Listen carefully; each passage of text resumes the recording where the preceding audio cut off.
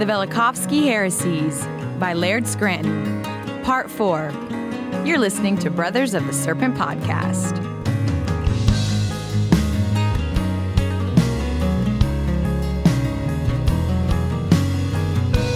And welcome back, ladies and gentlemen, boys and girls, angels and demons and monsters and serpents, to a Brothers of the Serpent podcast, coming to you not live from the 10 by 10 by 10 tangent cube of science, nestled amongst the dusty bones of an ancient seabed high atop the Everest Plateau. So the normal watcher, deep beneath his secret space station, his secret outer space, is too deep in outer space underneath the station to join us tonight.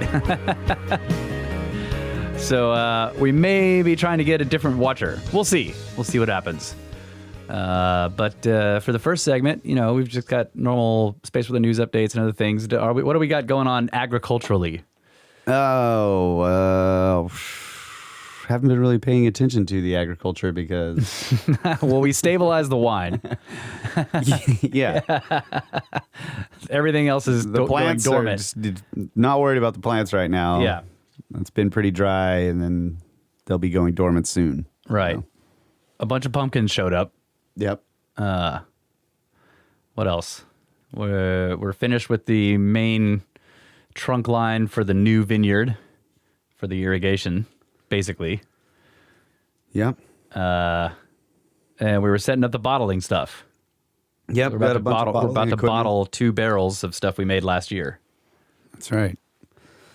And the other part of the team's working on labels, getting the labels for those. Oh, yeah.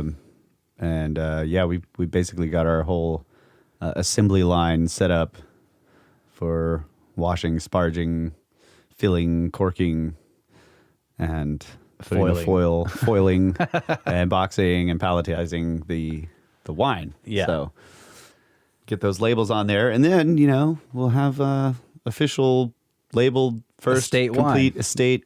Well, wine. estate made. Those 2 barrels Yeah. are not grapes we grew, but it was all made on site, right? Yeah. So that's exciting. Yeah. But yeah, I mean, we just got back from, 10 days or 12 days off. Something like that. Went to the coast and then did the Sedona trip. And Yeah. So, yeah. Trying to get ready to bottle. Yeah. So what happens to I know there's a thing called bottle shock. What's the deal with that? Like once we get it out of the barrels and put it in the bottle. Yeah, I don't know. It sounds like one of those weird myths or something that happens. Oh man, it goes through bottle shock. It's just so delicate. You put it in a little bottle and it's just like Right. for like 6 weeks, and then it starts tasting great. And you're like, I don't know if I buy that, but it does. Yeah. And I don't know what that is. The only thing I can think of is the incredibly complex chicken wire situation with the molecule structures that are still being studied by scientists and physicists and all the stuff that's happening in the wine.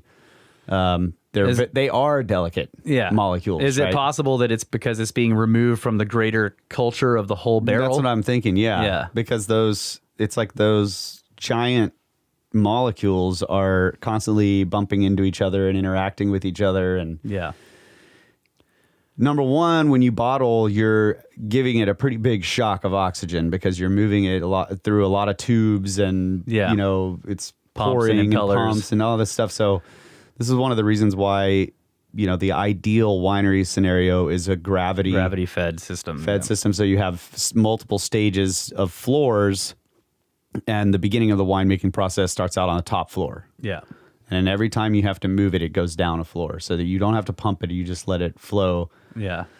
Which still will involve some oxygenation, but not as much as running it through impellers and all that kind of stuff. Then you can get you can get all these closed tanks, and you can, of course, sparge the tanks with inert gas. Yeah. And introduce inert gas into a tank that you're emptying after you've sparged a tank that you're filling so that it comes into contact with literally no oxygen. Yeah.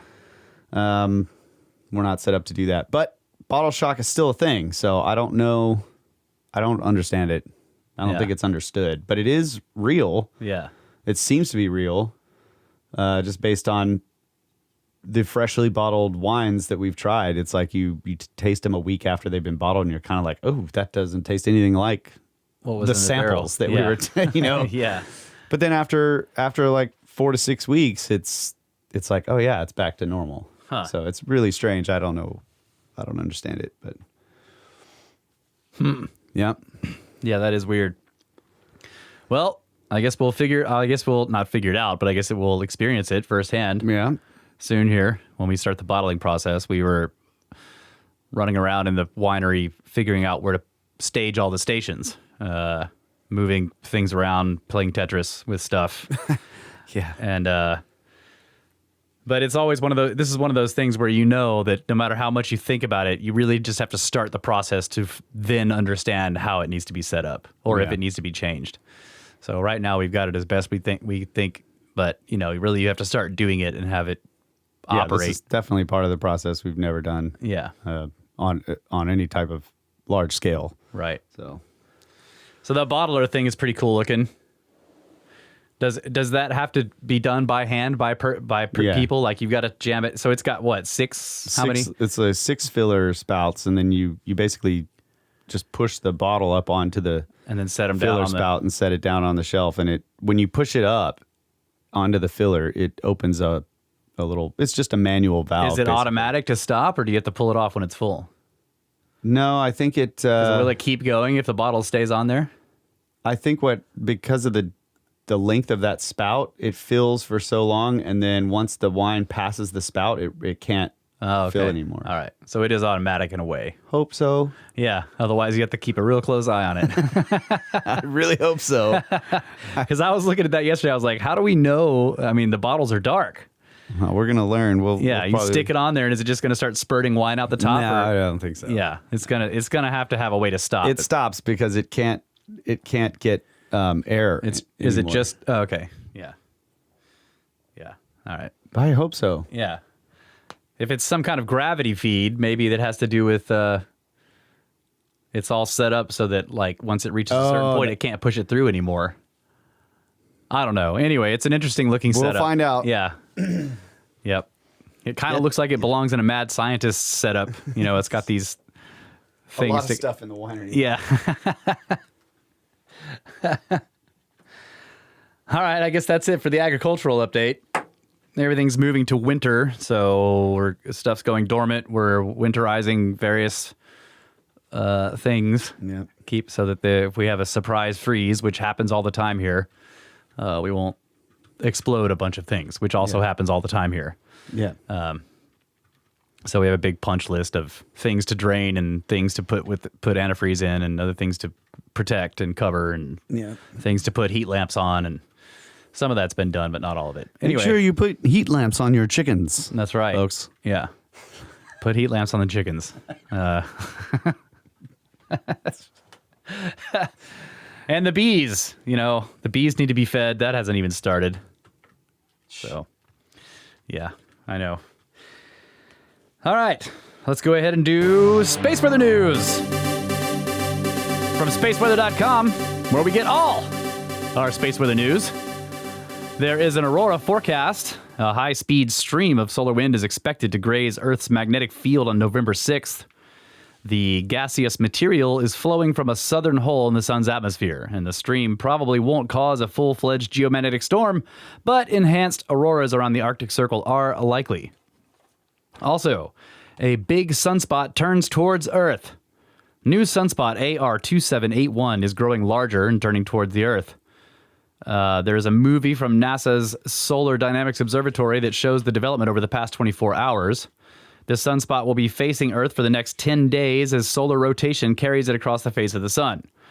Based on its size, AR2781 could become a source of strong solar flares. So far, though, it has been mostly quiet, unleashing only 2 minor C-class explosions. AR2781 is the biggest sunspot of new solar cycle 25. Its trailing dark core alone is about the size of Neptune. This makes it an easy target for backyard solar telescopes. An amateur astronomer, Philippe Tosi, sends this picture from France, and he's got a great picture of it right here. Oh, yeah. Wow, that's cool looking. To take this picture, Tosi used an H-alpha filter turned to the red glow of solar hydrogen.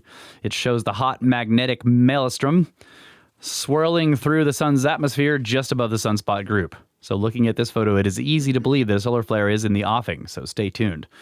Let me pull this up real quick. C-class explosion. The classification of X-ray solar flares, or the solar flare alphabet soup.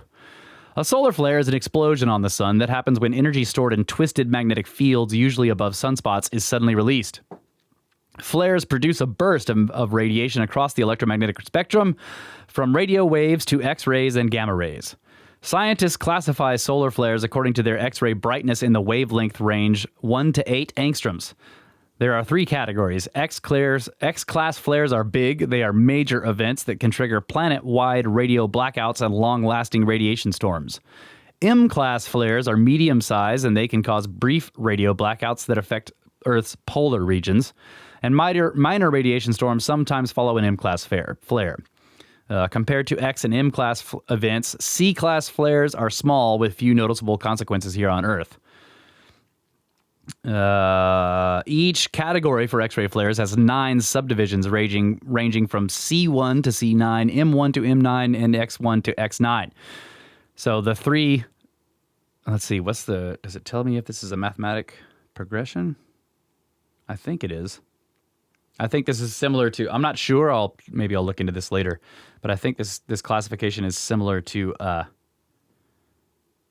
the way earthquakes are measured. Like each step up is a magnitude. Yeah. An order of magnitude above what was the previous one. Anyway, so I guess this big sunspot still has only made 1 C-class or 2 C-class explosions, the small flares. So, solar wind speed, a low 282.7 kilometers per second, and the density is also a low 2.9 protons per cubic centimeter. Sunspot number right now is 15. So obviously the current spotless day stretch is 0. We're down to 66%. 2020 total spotless days for 204 days of spotless. 204 spotless days, which is 66% of the year so far. And then let's see, neutron count. 10.2%. What? Rated very high. Yeah, 10.2%. That's one of the highest readings we've ever had since we've been doing this metric. What's going on? Yeah, because the max, the max is 11.7.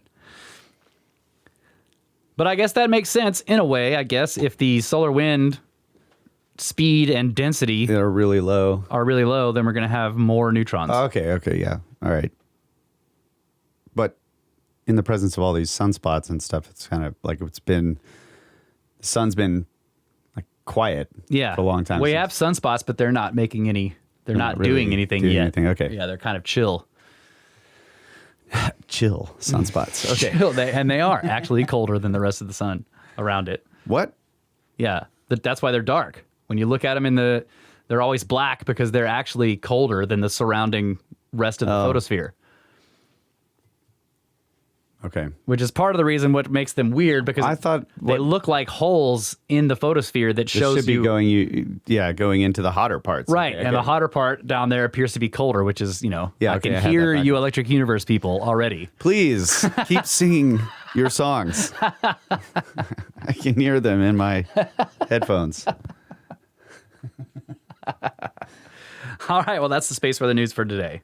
You want me to do this story I got? Yeah, sure. Go This ahead. is geology. All right. This is from a website I've never seen before, USSAnews.com.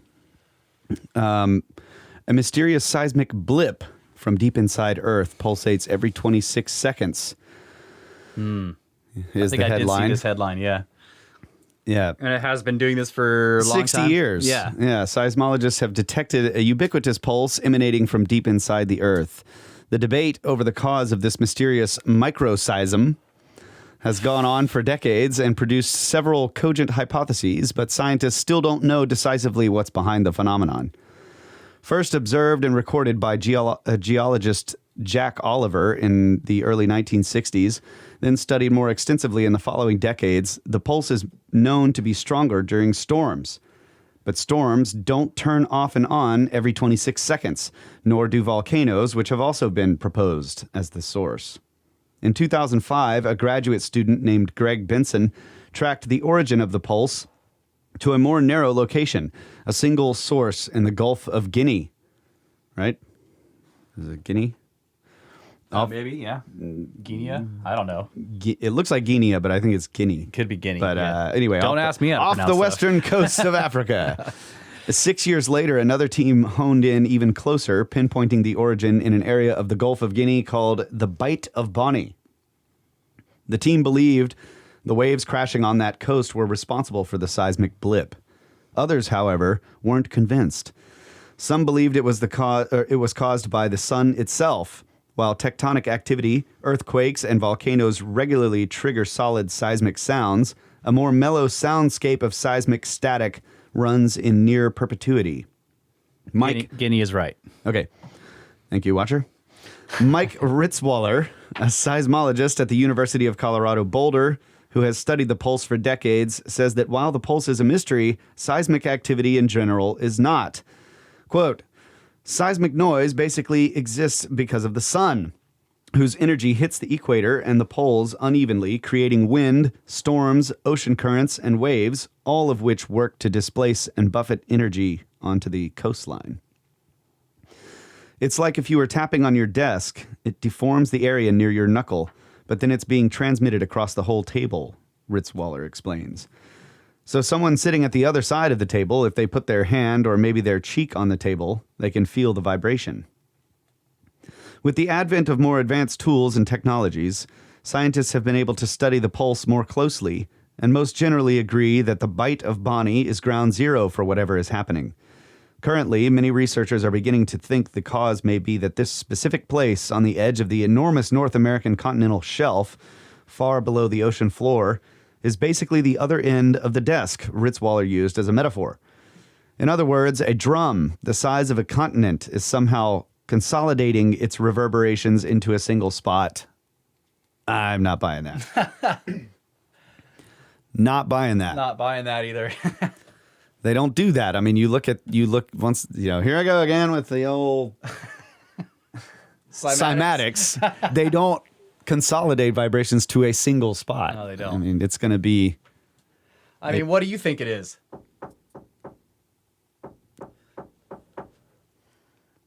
Giants knocking on Something's knocking on the door, buddy. In Hollow Earth. Okay. I should have... Some researchers still believe volcanism is the answer and point to an active volcano on the island of Sao Tome in the Bight of Bonny as evidence. Why any of these physical phenomena would produce such a strange clockwork pulse every 26 seconds for 60 years, or since the beginning of the observations, at least. Yeah. Right? This still remains a mystery. We're still waiting for the fundamental explanation of the cause of this phenomenon, Ritzwaller says, with a beat of optimism about the next decades of seismology. I think the point is that there are very interesting fundamental phenomena in the Earth that are known to exist out there and remain secret. Wow. So, yeah, I mean... It sounds like an SCP object to me. The ideas that they're coming up with, it's the waves. Yeah. Come on. Yeah. Every 26 seconds for 60 years. That's not wave action. Right. Yeah. It's ocean wave action. No. I mean, that's too regular. Come on. Yep. Volcanism. Where's the periodicity? I mean, yeah. No, that's so chaotic. Yeah. And it's, I mean, waves aren't, I mean, I guess they are in a way chaotic, but they have a rhythm, but generally it's chaos. It fluctuates. Yeah. I mean, yeah, massively. all the time. Yeah. So, but I love this part about the solar wind. Let me go back to this paragraph here. This guy, I think Ritzwaller.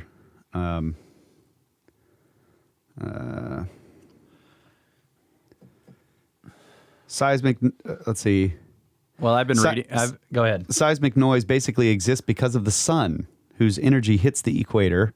Yeah, that was cool. And the poles unevenly, creating wind, storms, ocean currents, and waves, all of which work to displace and buffet energy onto the coastline. That's really cool. Yeah. Man, Sunquakes. we live in a cosmic environment. That's right.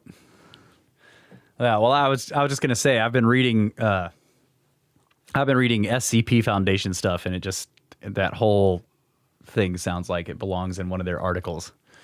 SCP? Yeah, I think I've shown you some of it, and we've talked about some of the ideas that are in there, the anti-memes, the cognito hazards.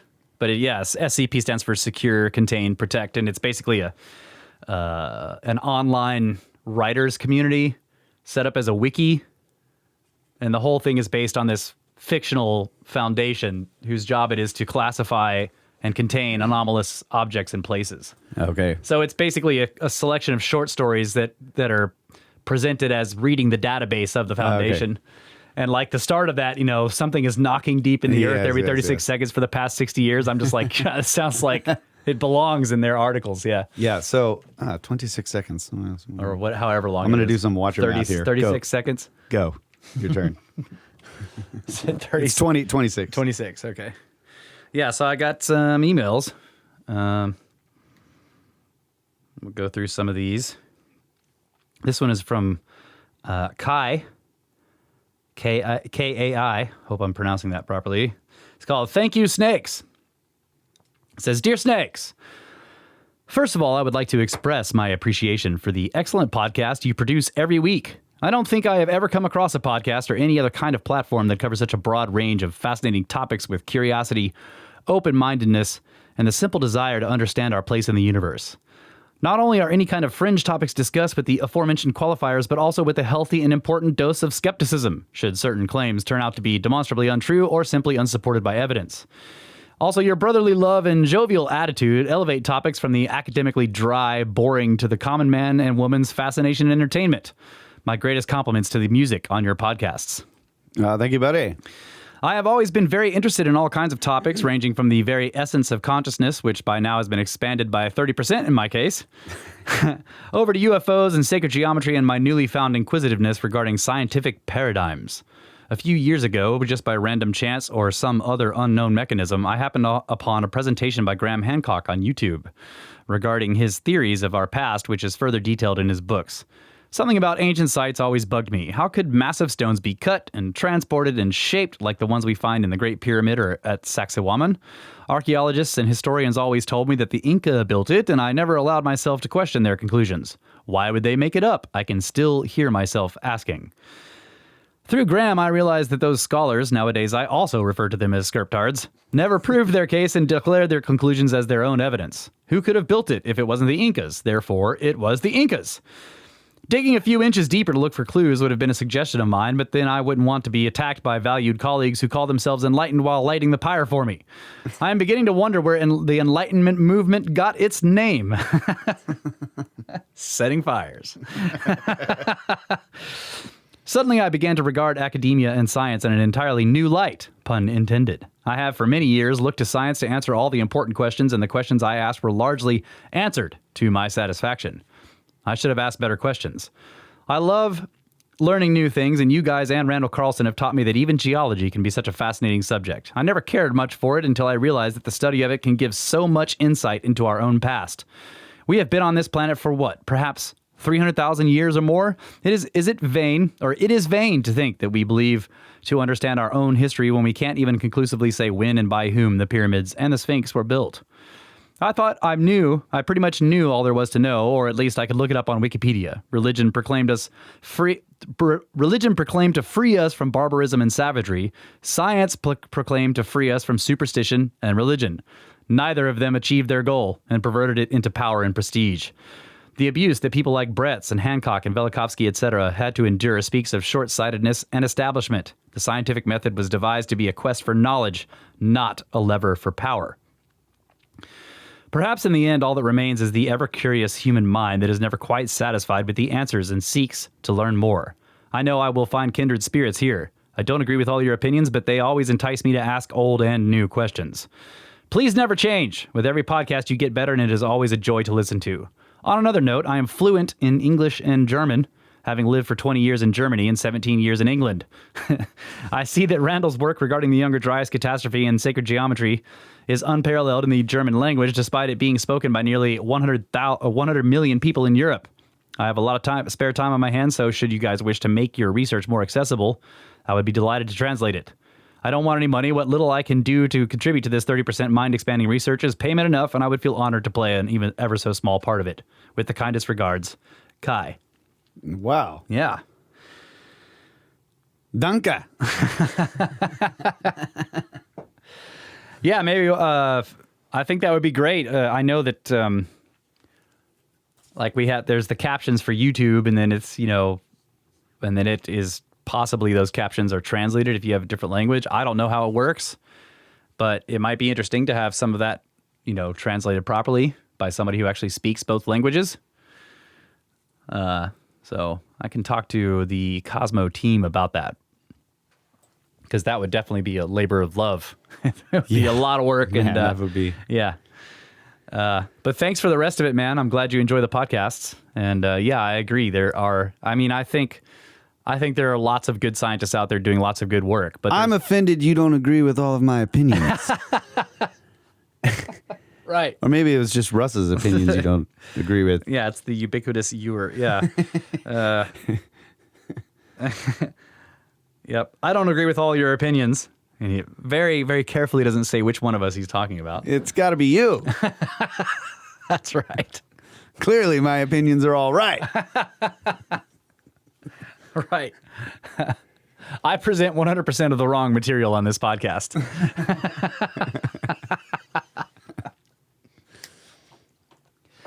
Thanks so much, man. Yeah. It's a great email. Great email.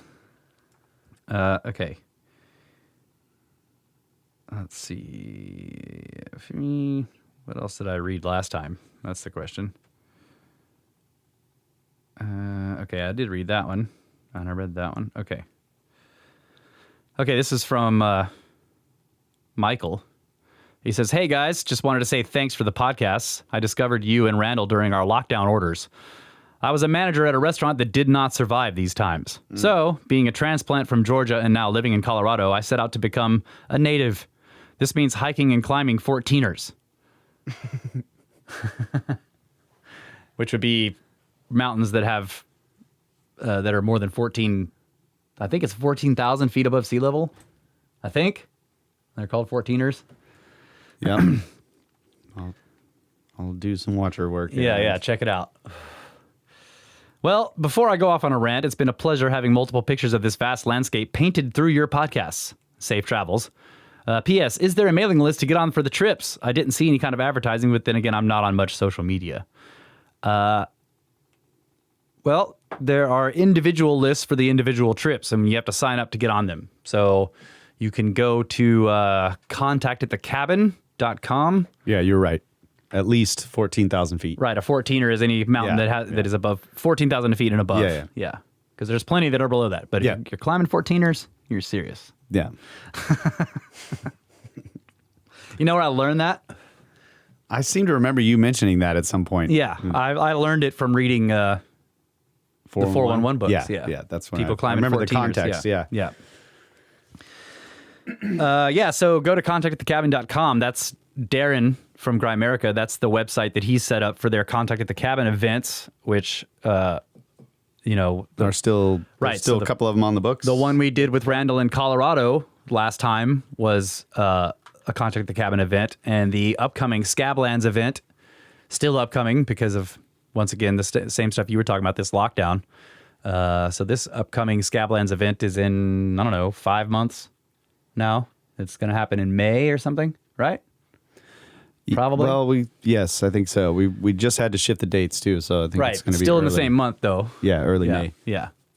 To be finalized. So you can go to contactatthecabin.com to sign up for that. It's not a mailing list though. But if you want to check out everything else, Randall, go to randallcarlson.com. Because there will be other trips. Yeah, and there's the Matheson trip too, which is That's good. right. Zion. Right. And Matheson will also be at the Randall Carlson That's event. right. Yeah. So both of those.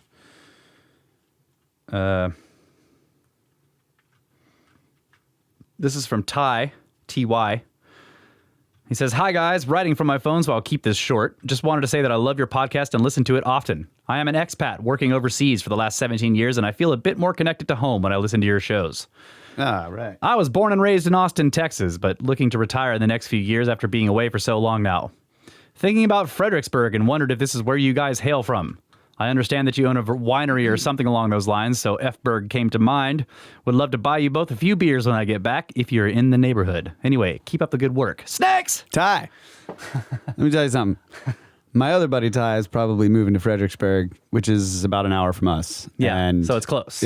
I go there a lot for Yep. work. But yeah, our place is in Kerrville. Are we going to have a double tie phenomenon in Fredericksburg? We're going to have a double tie phenomenon in Fredericksburg. Oh, man, there's going to be a lot of beers drunk.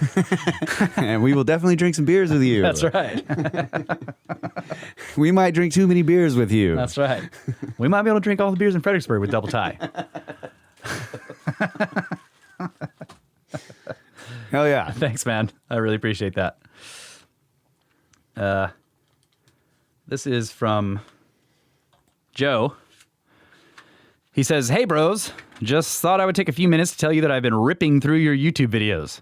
I heard you guys on Randall Carlson, Cosmographia.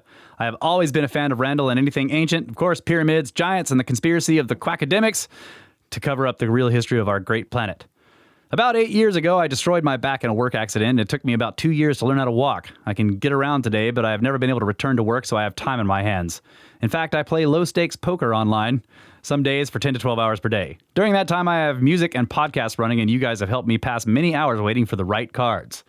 I just wanted to thank you for the work putting out a great show. I enjoy the banter between Russ and Kyle and the Watcher. Good chemistry. And who is doing the intro? Laura? Is that Kyle's wife? Yep. Yep. All in all, a great team. So that is about it for now. Hopefully you will hear from me again when I can return some of the value that you have given to me. Snakes! And look at my last name. I actually got the nickname Snake from decades ago when I served time in the penitentiary for a bad decision. Your name and number got put on state clothes, and some illiterates called me Snake from then on because his last name is... It's close. It's very close. Thankfully, I have not had return to all my buddies, so the nickname wore off in the free world. All right, buddy. I'm glad you're enjoying the show. Thanks for that. Snake. Thanks, Snake. Joe Snake. A couple more here, short. Oh, this is from Anne. A comment left on part 3 on episode 171 said, "Landline connection to the secret space station." And I thought it was bad when my yarn gets tangled. I saw that. I think it was Jeff pointed that out in the Discord. Yeah. He had a landline connection to the secret space station. Well, it is deep beneath the secret space station. Right. So technically, a landline can reach it. All right. Last one. Recommendations and questions from Reed. He says, "I've been listening to your Velikovsky series recently. Firstly, I wanted you guys to know that I did my part to show Intertraditions the power of the snake bump and ordered a copy of the book off their website. I was delighted to find a number of my favorite authors there, so I picked up a Panspermia book by Chandra Wickramasinghe while I was at it. I know about him from previous podcast interviews, so you might want to check out his material and even reach out to him. Hey, you might want to check out our actual interview that we did with him." What episode was that? I can't remember. It was 10-something, right? Yeah, I don't know. It was in the hundreds. He says, "I have a couple of other deep dive requests. On the topic of space, I would love if you did a deep dive into Seeing Red by Halton Arp. Ah. I've noticed this weird thing where people who have uncovered suppressed truths in one field of study somehow give physics a pass. I think ARP is a good window into our uncertainties in that field because he talks about case after case of direct observations, which means you can get the gist of the concepts on air without going to the whiteboard. And while he became intensely unpopular to the establishment, he was actually a science insider with extremely high credentials. I keep seeing alternative science buffs that say in passing, well, we know from relativity, and after reading ARP, I have to stop and think, well, do we really, though? My other request is Hamlet's Mill. Even if you did like 2 to 3 chapters every 6 months, oh my gosh, are its concepts so crucial to this whole area of study. I do admit it would take some work figuring out how to structure episodes so you have a thread to wrap on, but the book shows how Western myths, not just the ones from far-off places, encode star lore going back tens of thousands of years. And I do have one last question, and this could be a sticky one. If Velikovsky is right, and our tilt and year length changed somewhat recently, then how do we relate that to the astronomical alignments of monuments that are much more ancient? Would a shift of the relative position of the Earth's surface affect equinoctial or solstice alignments, or precession alignments, or true north and south? If the pre-1400 BC crust axis, etc., was different, it's going to be super important to take that into account when assessing the alignment of ancient sites. Keep on slithering. So yeah, I mean, if it was a crustal shift, then let's say you had a site that was aligned, and the crust shifted, then yes, that alignment would be off. Yeah. But the crust shifting doesn't necessarily change.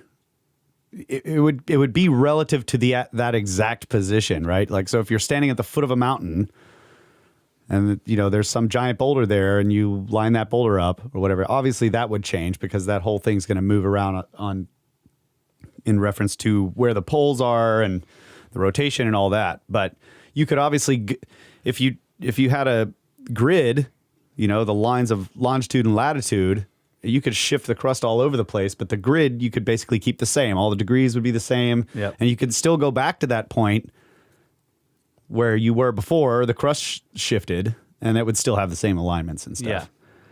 And I think Velikovsky was talking about an axial shift, which wouldn't change the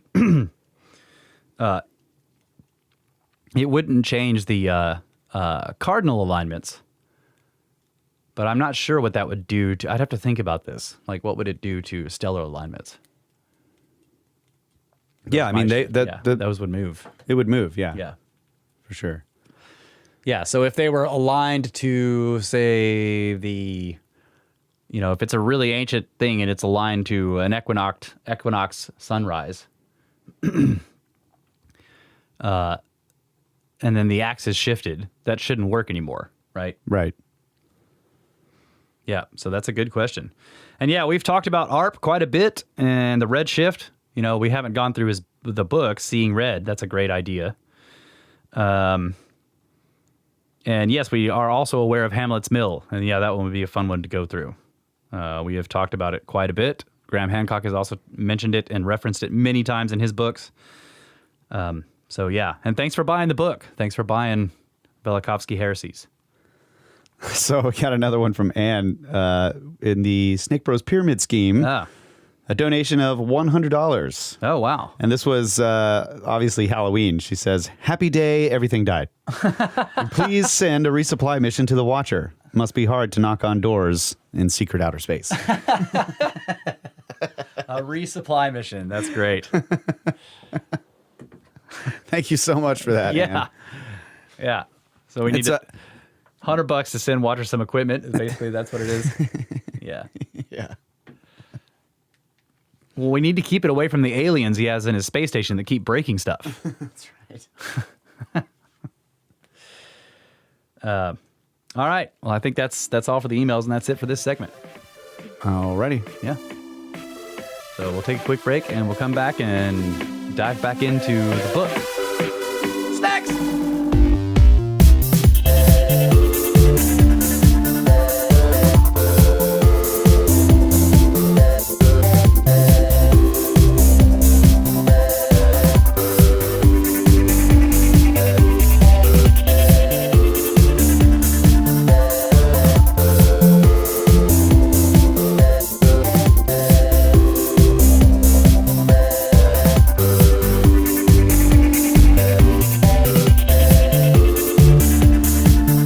Executing non-political discussions flawlessly, zero mistakes,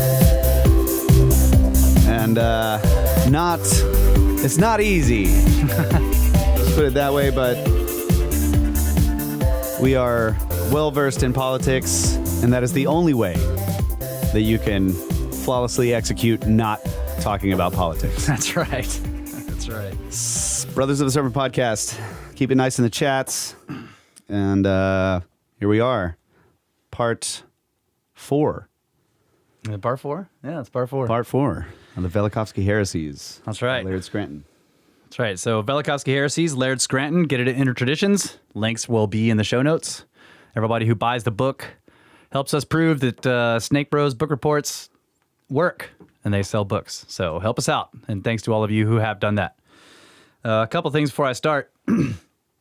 Tony, who we had on before to talk about Atlantis and Plato, rightly pointed out in the Discord that out of the list of all the ancient civilizations that changed their calendar, Rome and the Inca were not around in 750 BC. So if they had a calendar change, it was for some other reason, which is a good point. So that made me start thinking about why that would happen. And I went back and looked through the text of what was actually said there. And you have to remember, again, that I'm not reading everything in the book. So it's possible that it was, I wrongly gave the impression that all those civilizations changed their calendar at 750 BC. That's not what Laird says. He just says, here's a short list of civilizations who had a 360-day calendar who then later changed it to 365. Okay. He didn't say that they all did it at 750 BC. But previous to that, in a whole bunch of stuff that I didn't read with lots and lots of numbers, there's all kinds of scholars basically going through how all these different civilizations did change their calendars at 750 BC, or right around there in the 7th century BC. So, but yeah, the Inca were much later. They were, I don't know, 1400 AD. Yeah, I mean, they're recent. Yeah, that's what I was supposedly. And then the Romans, I mean, Rome was founded in like 20 BC or something, so it's too late also. But the other thing I thought of was these are, well, they're kind of similar in a way, these big empires that start out by someone taking over a previously big empire. Rome did that, and I think the Inca did too. So I wonder if they kind of inherited something that's old, and then they changed it later. I don't know, but more interesting ideas. And thanks to Tony for pointing it out, because that was a good point. All right. Well, yep. I forgot to hold on. Oh, you got to get your brew. You got to get Brewpaster beer. Yeah. All right. All right. I got the Foothills Pills. Foothills Pills. Very tasty. Thanks to the Brewpaster Wolf Hollow Brewing Company. Yeah, let me try it out. For supplying the Snake Bros. Oh yeah, snake juice. That's good. Citrusy. Oh yeah. Yeah. All right. So Velikovsky's claim that the close approach of Mars in 757 BCE initiated a change in the tilt of the axis of the Earth, so that following the encounter, it may have taken centuries to ultimately settle into its present 23.5 degree angle. This is supported by ancient records of eclipses that were preserved in China. Although Chinese astronomic observations passed down from texts transcribed beginning around 200 BCE are generally considered reliable, modern-day calculations have been unable to confirm the dates of many solar eclipses recorded prior to 757 BC. Independent researcher and mathematical analyst Douglas J. Keenan writes the following in his 2002 article, Astrohistoriographic Chronologies of Early China Are Unfounded. Quote, the bamboo records, or annals, Zushu Jinyan, is perhaps the ancient text most often used for chronology. It explicitly records one solar eclipse after 841 BC. That eclipse, in 776 BC, did not occur. The Spring and Autumn Annals, or Chunkyu, is an ancient text with records of many solar eclipses, both total and partial. This records solar eclipses on the 3rd of April, 645 BC, 15th of May, 592 BC, 19th of September, 552 BC, and 18th of July, 549 BC, and yet there were no eclipses on those dates. This text also records many other solar eclipses that did occur. Thus, although the text seems to be a valuable historical document, no single record from it should be assumed to be accurate. The Seoul Bamboo Annals, astronomical record from after 841 BC, the eclipse of 776 BC, is almost certainly a forgery. The most difficult part of eclipse calculations is to find the locations on Earth where the eclipse was observable.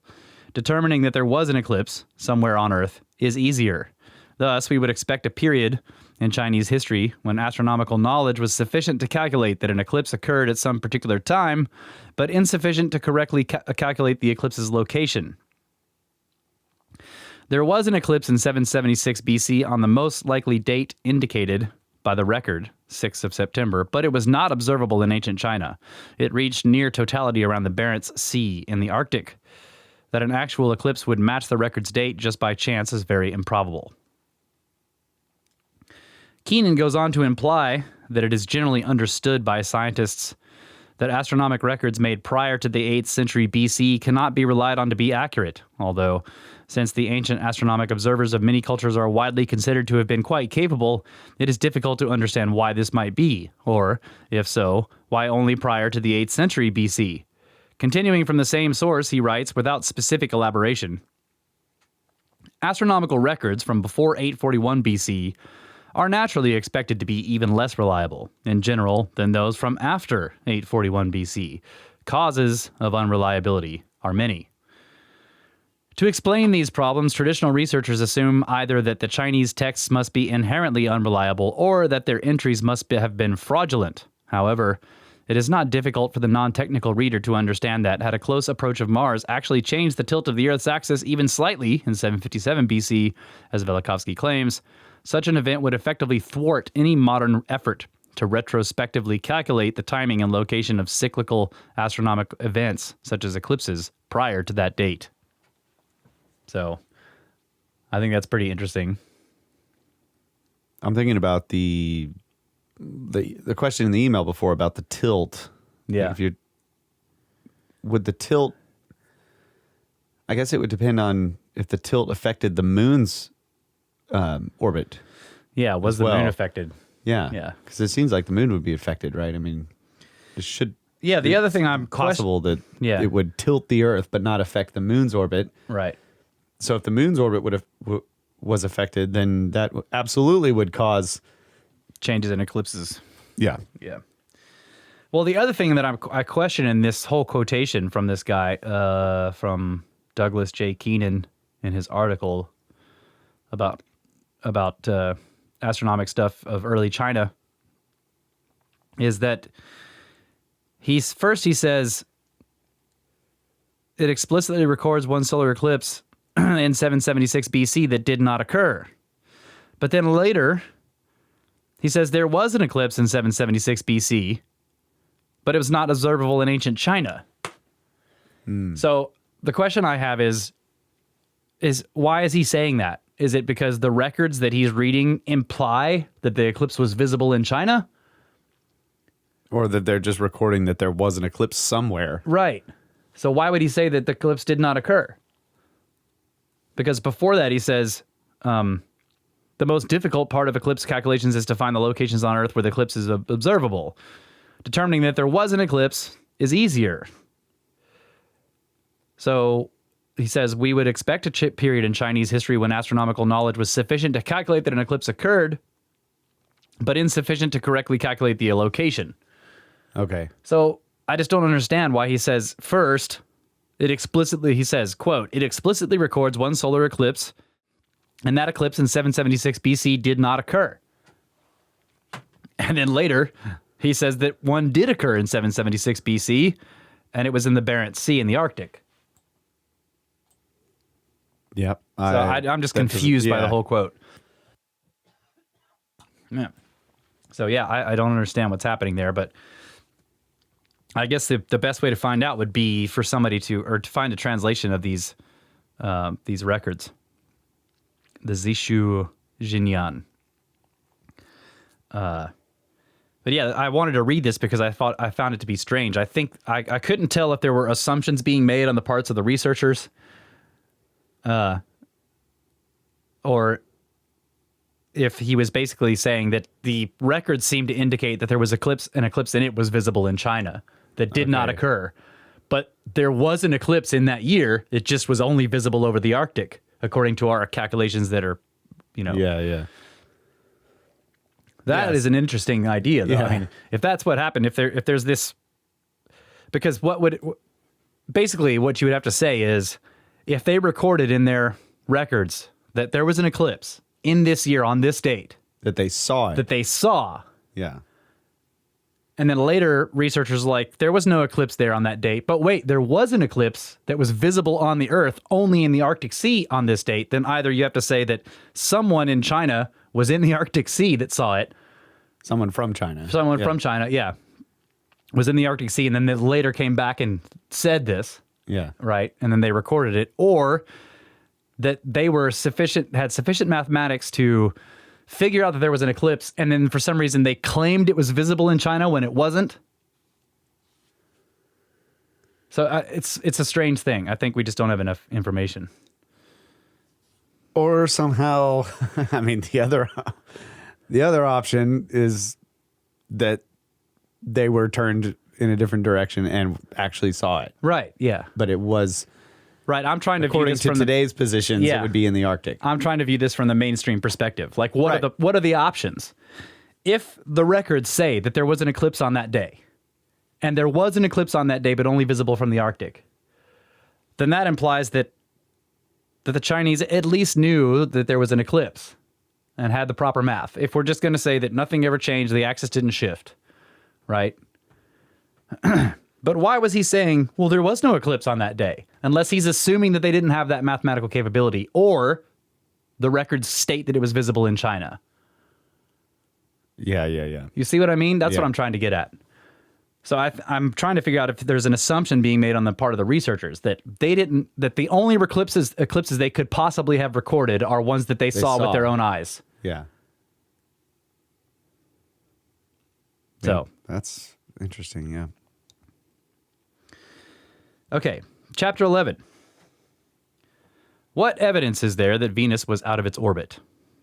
So, if Venus did begin its life as a comet, as Velikovsky proposes, one that may have roamed the solar system for centuries before being transformed into a proper planet after its fateful encounter with Mars and Earth, then his scenario also implies that the motions of Venus during the early centuries CE must necessarily have been quite different from the familiar motions of Venus as we now know them.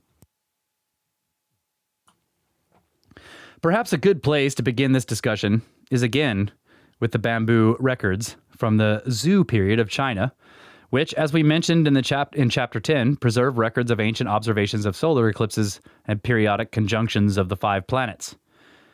However, modern mathematical regressions have had difficulty confirming many of these sightings. Okay, sightings, right?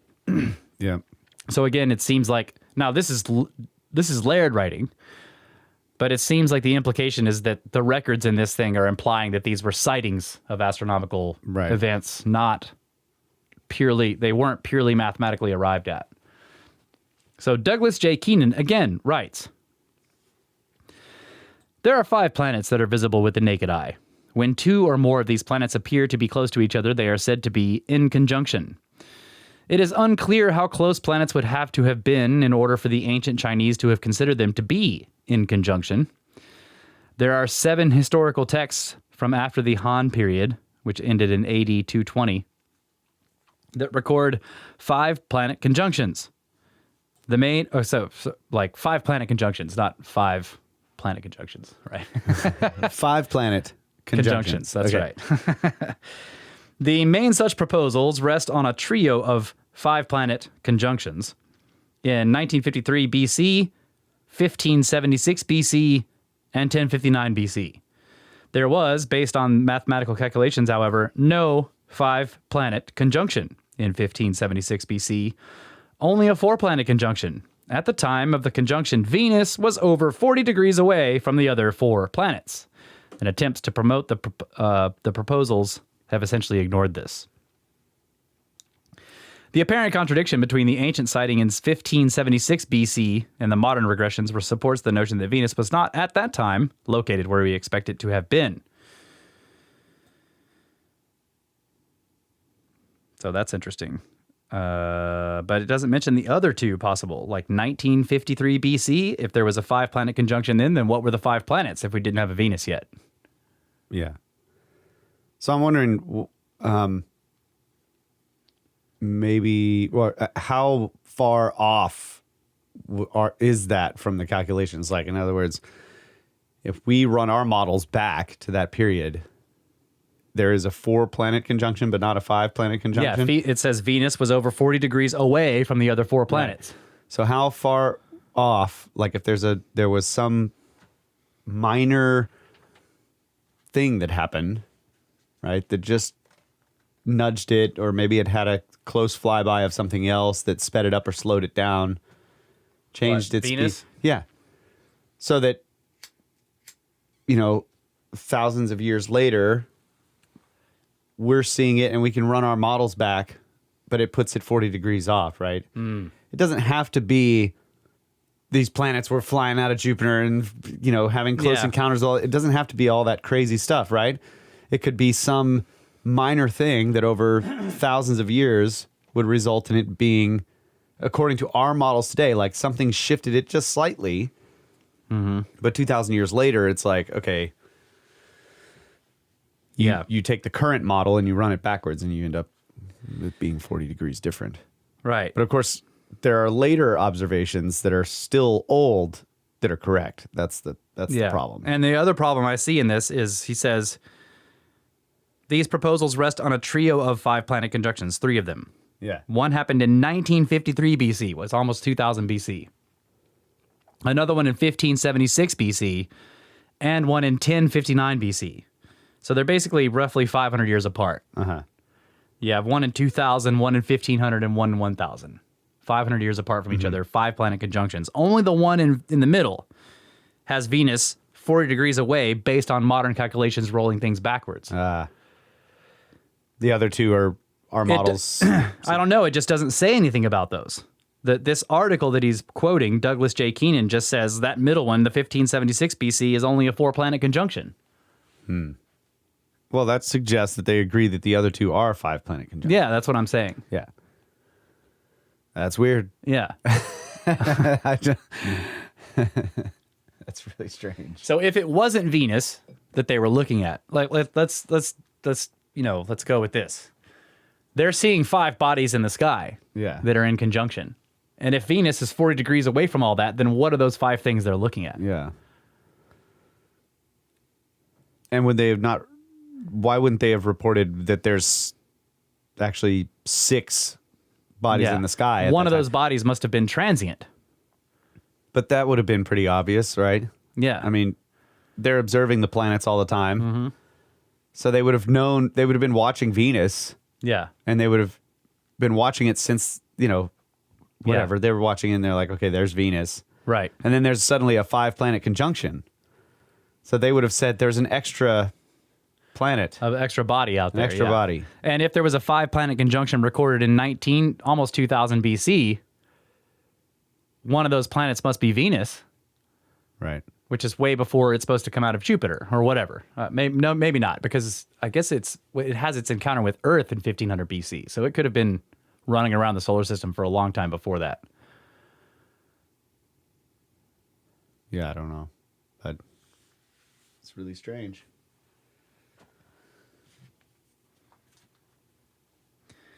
And then there's another one, 500 years later, 1059 BC, a 5-planet conjunction that's recorded, and no one argues with that one. So I wonder if that one is an accurate 5-planet conjunction. Yeah. I don't know.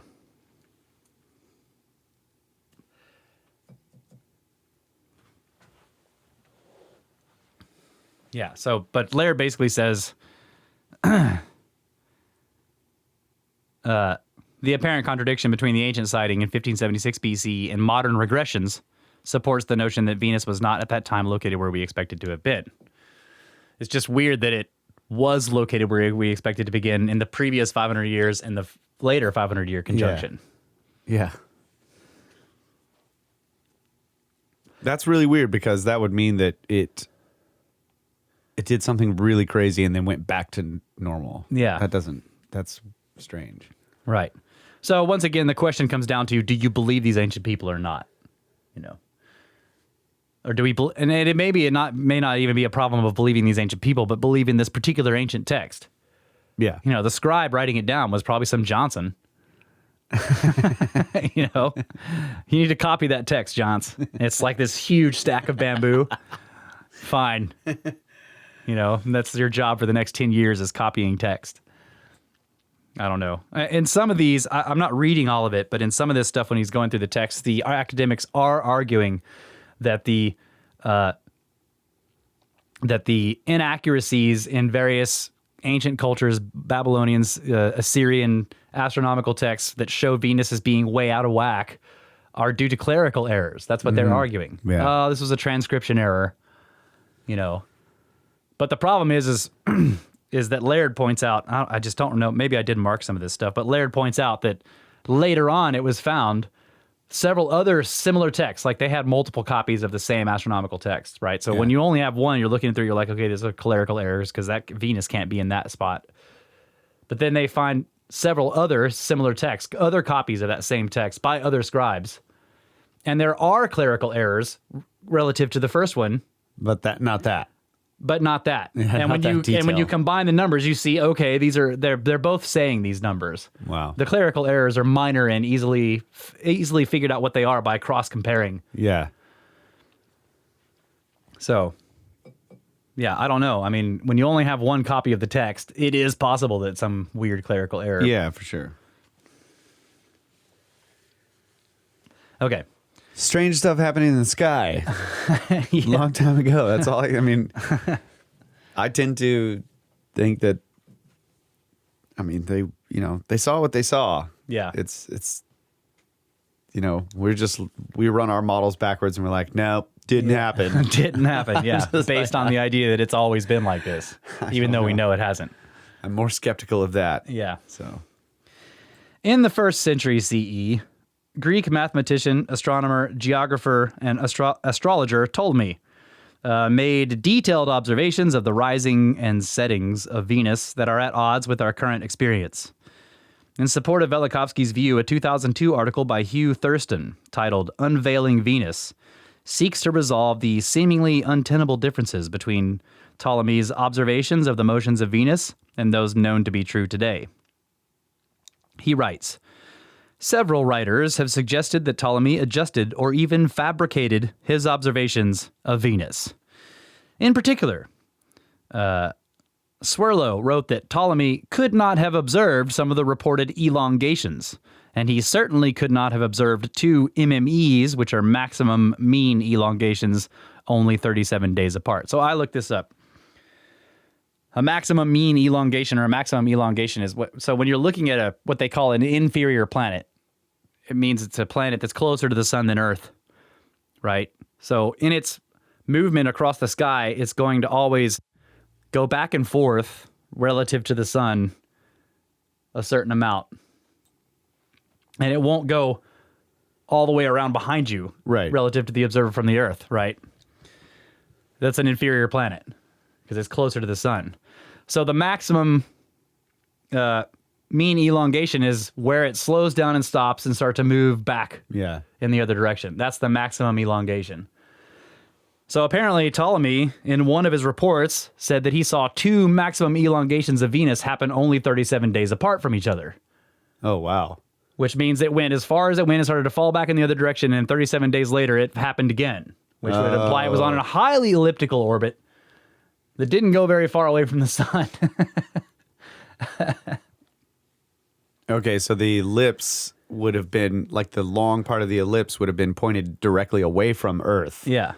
So that it came, let's say it was coming close to the Earth. Yeah. It comes around the side of the sun. Yeah, and it never goes any further out. Right. Never gets any more Gets close elongated. to Earth and then goes back out, and then it gets as far as it's going to get that way and starts going in the other direction. Still, again. 37 days is like really fast. What I was thinking is that some other body came it went by around something. and it did a little loop around this little thing. They, you know what I mean? They like something large enough that it would actually sort of they would slingshot each other. Yeah.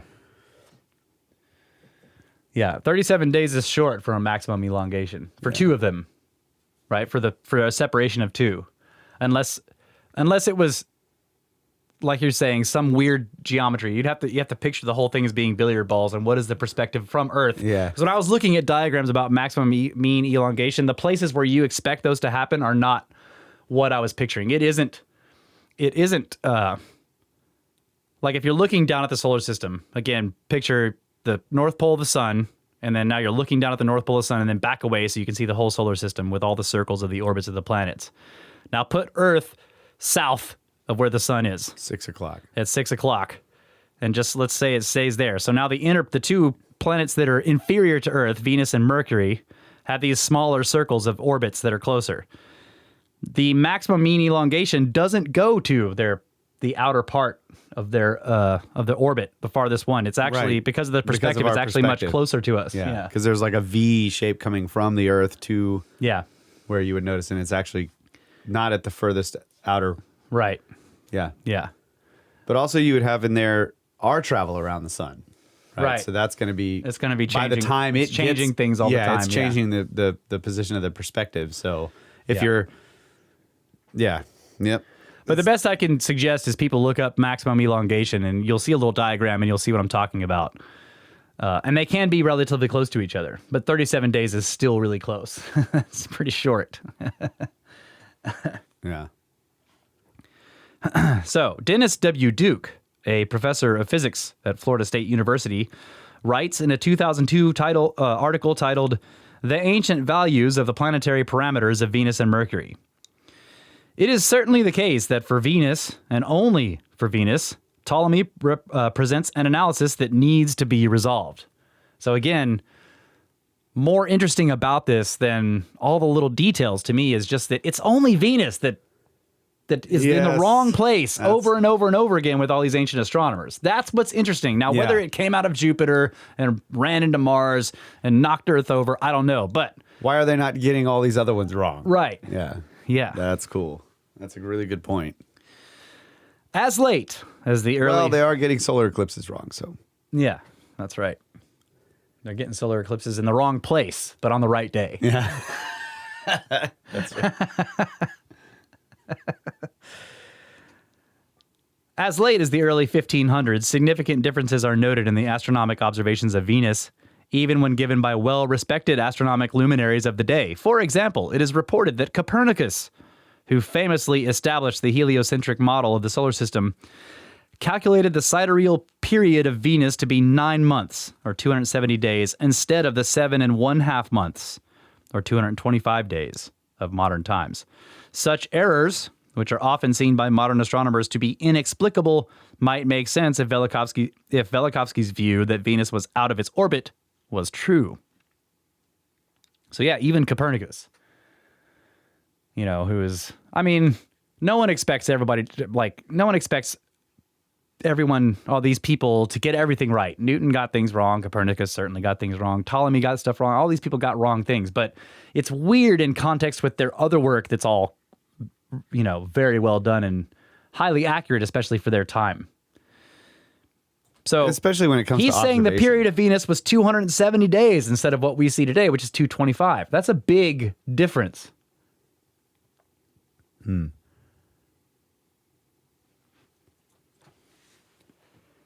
he never changed it? That was just like, he figured that out one time and then I don't know. It just says, calculated the sidereal period of Venus to be 9 months instead of 7½ months. And this error is seen by modern astronomers to be inexplicable.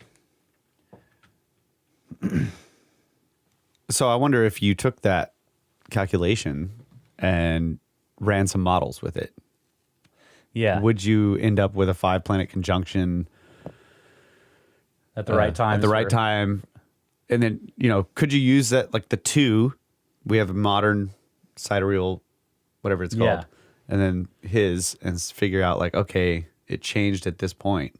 And then you get everything lined up with all the ancient texts and the modern models. That's a good point.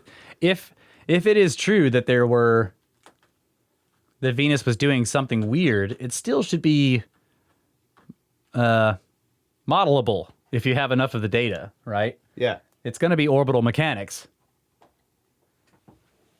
So yeah, if we could take enough of the data points from these various older or even ancient sources and sort of use those as points on the graph and then try to fill in between with modeling, that might be interesting.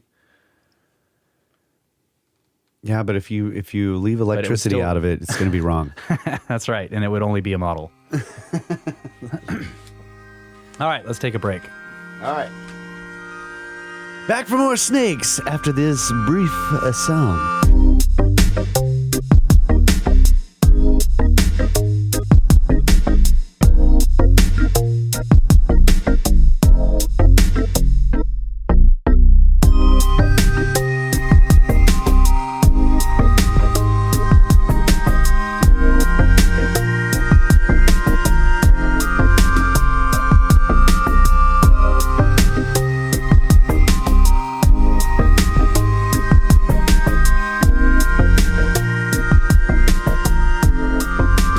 Getting almost everything wrong almost all the time here at the Snake Bros Institute for Advanced Coprolite Studies, where there are no degrees, only certificates of ignorance that you have to print yourself. But there's also sometimes 30% brain expansion. So Serious standards. that's right. Serious podcasting. Yeah, we're very serious here. We take ourselves incredibly seriously. So back into the book here, Velikovsky Heresies by Laird Scranton. One long-standing complaint against Velikovsky's theory, raised by Carl Sagan and Cecilia Payne-Gaposchkin of the Harvard University and by John Q. Stewart of Princeton University, involves a perceived degree of marksmanship required of the comet Venus in order for it to have had such a disruptive effect on both Earth and Mars. Velikovsky responded to this complaint in Velikovsky and Establishment Science, where he stated, "The image of marksmanship is not well derived. If a comet with a tail 100 million miles long should move in the ecliptic, no good fortune would keep the planets from passing through its fabric. At its every passage inside the terrestrial orbit, the Earth would have a better than 60 to 40% chance of going through its tail or head." So, yeah, I agree with that, but that isn't coming close to the body itself. But yeah, if you got a really long tail, the chances of you passing through the tail is much higher than you passing near the nucleus. Yeah, where's the... shouldn't there be evidence of the massive tail, too? I mean... Yeah. With Martin Sweatman, we were looking at the... Zodiacal light. Yeah, the tail, basically, of some ancient comet, right? Yeah.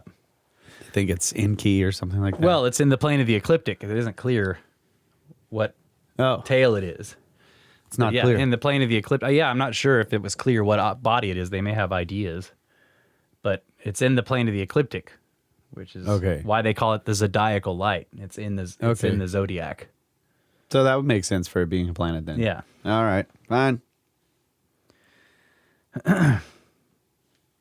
Okay, so chapter 12. Could Venus be a young planet? Early probes to Venus offered us our first window on the likely age of Venus. Outwardly, their data supported Velikovsky's controversial prediction that Venus would be found to be very hot, a fact that Velikovsky said was critical to proving his thesis that Venus was a young planet. However, at the time of the discovery, rather than crediting the fact as a point in favor of Velikovsky's prognostications, astronomers of the day, led by Carl Sagan, simply proposed an alternate theory to explain the high temperature of Venus. They postulated that the high concentration of carbon dioxide in the Venusian atmosphere had created a runaway greenhouse effect that served to foster and sustain the unexpectedly high temperature. In his book, Broca's Brain, Sagan cited a list of reasons for not crediting Velikovsky with his claim that Venus would be hot. Sagan wrote, 1. The temperature in question was never specified by Velikovsky. 2. The mechanism proposed for providing this temperature is grossly inadequate. And 3.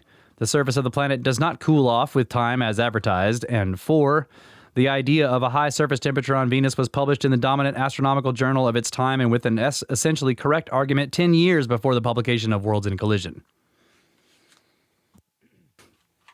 Some researchers actually cite the current temperature of Venus as a point against Velikovsky, claiming that any astronomic body the size of Venus that was ostensibly incandescent only a few thousand years ago should still be molten, notwithstanding the fact that one common definition of the word molten relates to an ability to melt lead, which the surface temperature of Venus is often said to be sufficient to do. They're thinking molten rock. Right. Yeah.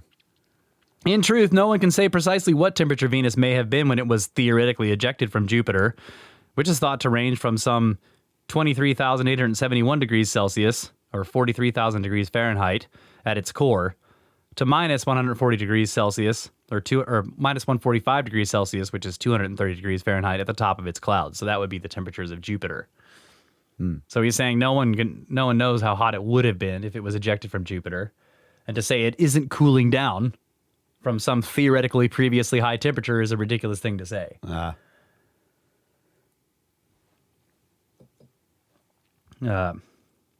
Likewise, no one knows for certain how quickly such material might have cooled after its ejection from Jupiter, how its temperature might have been affected during its theorized travels as a comet, or how much it may have been heated again during close approaches to the Sun or its proposed interactions with Mars or Earth. Given all of these unfactorable variables, it seems safe to say that any precise determination of current temperature for Venus would be effectively unquantifiable, and that Velikovsky's statement that the planet would be found to be unexpectedly hot, as it was ultimately found to be, may have been appropriately vague to the circumstance. So, to me, Sagan's only main good point here is that the idea of a high surface temperature on Venus was published in the dominant astronomical journal of its time with an essentially correct argument 10 years before the publication of Worlds in Collision. That is interesting. Yeah, because other astronomers or whatever are thinking, well, there's a possibility, and they must have reason for that. Right. Yeah. They're thinking it's hot. But the conventional wisdom of the day, yeah, the consensus of science at the time was not that it was very hot. Just because a paper got published doesn't mean that they all agreed with it. Right. Yeah, of course. So, once space probes were able to actually examine the surface features of Venus, the question of the age of the planet again became a point of discussion. One method that astronomers often use to estimate the likely age of an astronomic body is to count the number of impact craters that are found on the surface of the body. Since impact craters typically accumulate over time, a large number of craters can be taken to indicate a higher age for the body in question. In his 1974 presentation to the American Association for the Advancement of Science Symposium in San Francisco, Sagan cited the number of craters then believed to exist on Venus as one of 10 major points against Velikovsky's theory. He said that the Jet Propulsion Laboratory had found from radar, which penetrates Venus's clouds and is reflected off its surface, that the planet is cratered and perhaps, like parts of the moon, is saturation cratered. If Venus was 3,500 years ago in the deep interior of Jupiter, there is no way it could have accumulated such impacts there. The clear conclusion from the craters of Venus is, therefore, that Venus has been for billions of years an object exposed to interplanetary collisions, in direct contradiction to the fundamental premise of Velikovsky's hypothesis. Upon direct observation, however, Venus was found to have a surprisingly low number of impact craters, along with a relatively pristine surface, just as Velikovsky surmised. If, in Sagan's word, the lack of a pristine surface could be counted among 10 major points against Velikovsky, and was said to categorically disprove his theory, then it would seem that the reverse should also be true, that the later confirmation of a pristine surface on Venus ought to be counted in some large way in favor of Velikovsky's view. However, again, traditional astronomers argued, this time in direct contradiction of Sagan's statement, that the lack of craters on Venus did not reflect youthfulness in the planet. Instead, they proposed that a pristine surface must imply that the planet had somehow globally resurfaced. As a mechanism by which this global resurfacing could have occurred, they simply proposed unknown geological forces, again estimated to have occurred sometime within the past 500 billion years. Yeah, so they're wanting to have it both ways. Well, they think his celestial mechanics is all wrong. Right. So they're just like, no, you're wrong, and it's going to look like this. And then they're wrong about it, but they're like, yeah, but that doesn't make him right because we know he's wrong, right? Right, yeah. It's yeah. They're always going to be coming up with some different... Yeah. They're not even going to consider the fact that he was right about certain things to be in favor of his argument for celestial mechanics. Right. They're just like, no, that just doesn't work. Yeah. Yeah, I agree. That's what I'm saying. But I think what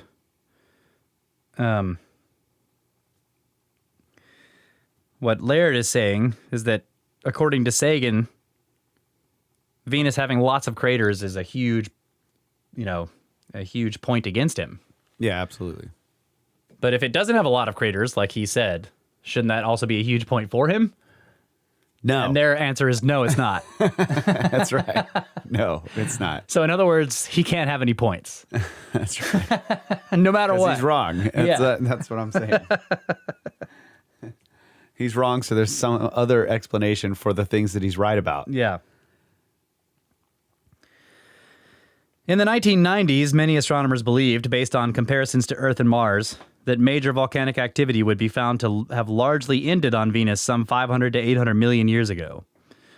However, those beliefs are contradicted by a study conducted by Walter Kiefer, a doctor of planetary science and geophysics at the California Institute of Technology. He writes in a 1997 article titled How Thick is the Lithosphere on Venus? Part of a webpage titled Venus Geophysics Research. The lithosphere of a planet is the strong outermost portion of the planet. The thickness of this layer depends on the temperature inside the planet. Planets with hot, active interiors will have thin lithospheres. Planets with cold, inactive interiors will have thick lithospheres. By studying the gravity over features such as large volcanoes, it is possible to place constraints on the thickness of the lithosphere of a planet. Thus, in an indirect way, the gravity measurements can tell us about the temperature structure of a planet. I have used these ideas in a study of 8 large shield volcanoes on Venus. The results of this study indicate that the elastic lithosphere in these regions of Venus ranges between 10 and 20 kilometers thick, as compared with lithospheres of 50 to 100 kilometers thick on Earth and Mars. And these results indicate that Venus has a hot and very active interior.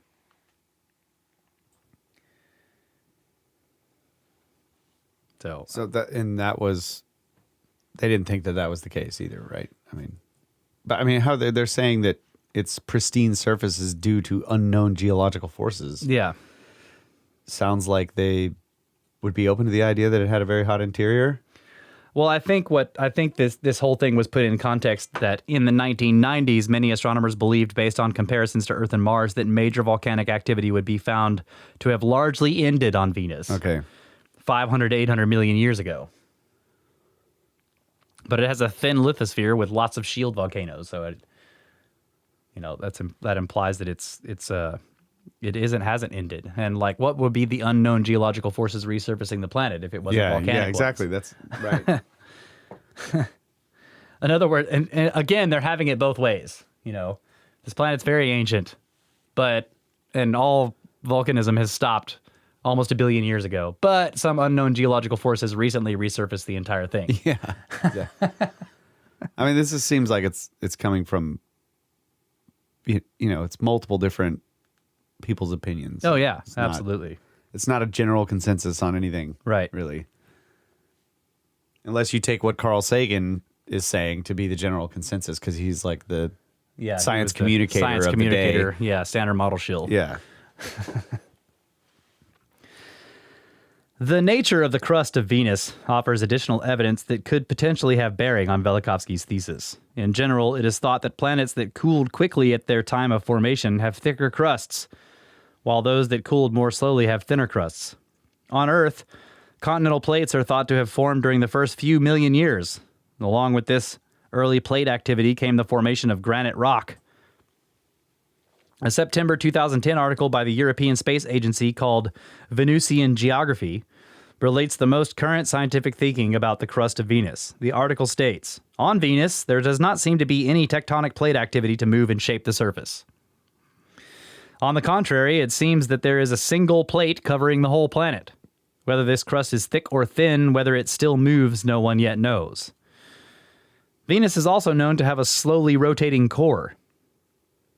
While some recent evidence suggests that the core of Venus is entirely liquid, some astronomers support the longtime belief that, like Earth, Venus must have a solid core inside of a liquid core.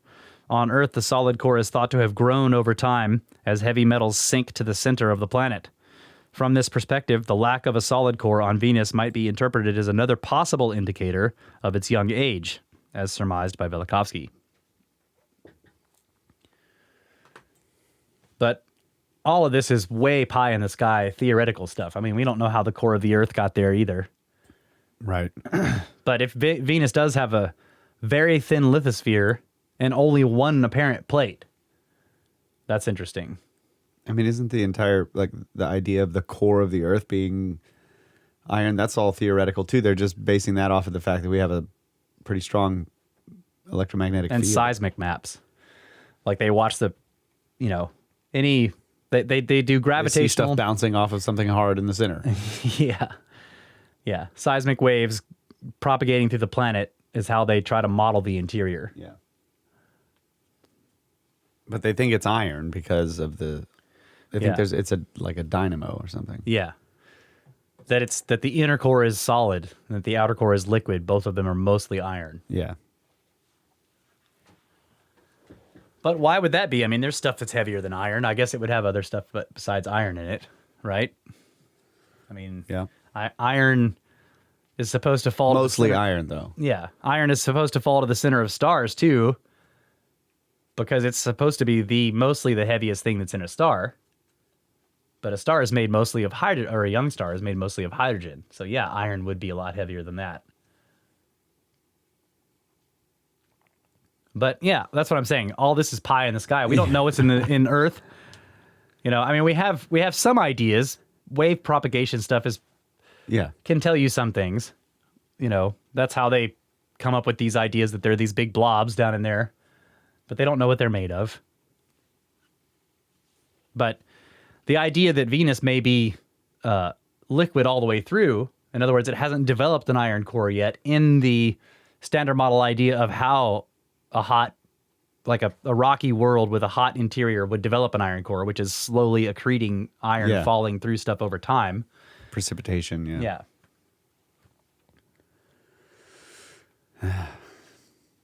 Don't know. Yeah. Another of Velikovsky's predictive claims for Venus, based on his presumption that it was a recently formed planet, was that it would be found to be cooling over time. Sagan, again in his 1974 presentation to the American Association for the Advancement of Science Symposium in San Francisco, disputed this claim. He stated, "A repeated claim by Velikovsky is that Venus is cooling off with time. However, based on surface cloud data available at the time, we see that there is not the faintest hint of a decline in temperature with time." As if you could see it over a course of a few years. I don't understand this argument. I don't know. Yeah, I mean, there's like just looking at ice core data, you can see that there's like massive long-term shifts in temperature. Yeah. So how would they know if it was just in one of the warming cycles or... I don't know. I don't know. And he's looking at surface clouds, which are the clouds at the top of its atmosphere. Yeah. Well, I guess those would be the clouds that are closest to the surface, maybe? So they're looking through most of the atmosphere at the clouds that are close to the surface. Surface cloud data available at the time. We see that there is not the faintest hint of decline in temperature. How long have they been looking at that? I don't know. However, a 2010 article by staff writers of the Space Daily website suggests that just the opposite may be true. They claim that models of Venus that were developed to determine whether the runaway greenhouse effect on Venus would eventually result in a red-hot Venus instead showed just the opposite. The authors of the climate model study concluded, "The permanent heat, today we measure almost 470 degrees Celsius globally on Venus, might even have been much higher in the past, and, in a runaway cycle, led to even more volcanism. But at a certain point, this process turns on its head. The high temperatures caused a partial mobilization of the Venusian crust, leading to an efficient cooling of the mantle, and the volcanism strongly decreased. This resulted in lower surface temperatures, rather comparable to today's temperature on Venus, and the mobilization of the surface stopped. However, the more greenhouse gases, the hotter the atmosphere, possibly leading to even more volcanism. To find out if this runaway process would end in a red-hot Venus, Lena Noack and Doris Brewer, co-author of the study, calculated for the first time a model where the hot atmosphere is coupled to a 3D model of the planet's interior. Interestingly, due to the rising surface temperatures, the surface is mobilized and the insulating effect of the crust diminishes. The mantle of Venus loses much of its thermal energy to the outside. It's a little bit like lifting the lid on the mantle. The interior of Venus suddenly cools very efficiently, and the rate of volcanism ceases, And our model shows that after that hot era of volcanism, the slowdown of volcanism leads to a strong decrease of temperatures in the atmosphere. I love that too. So we plugged our model into this other model. I mean, it does make sense, though. You got to...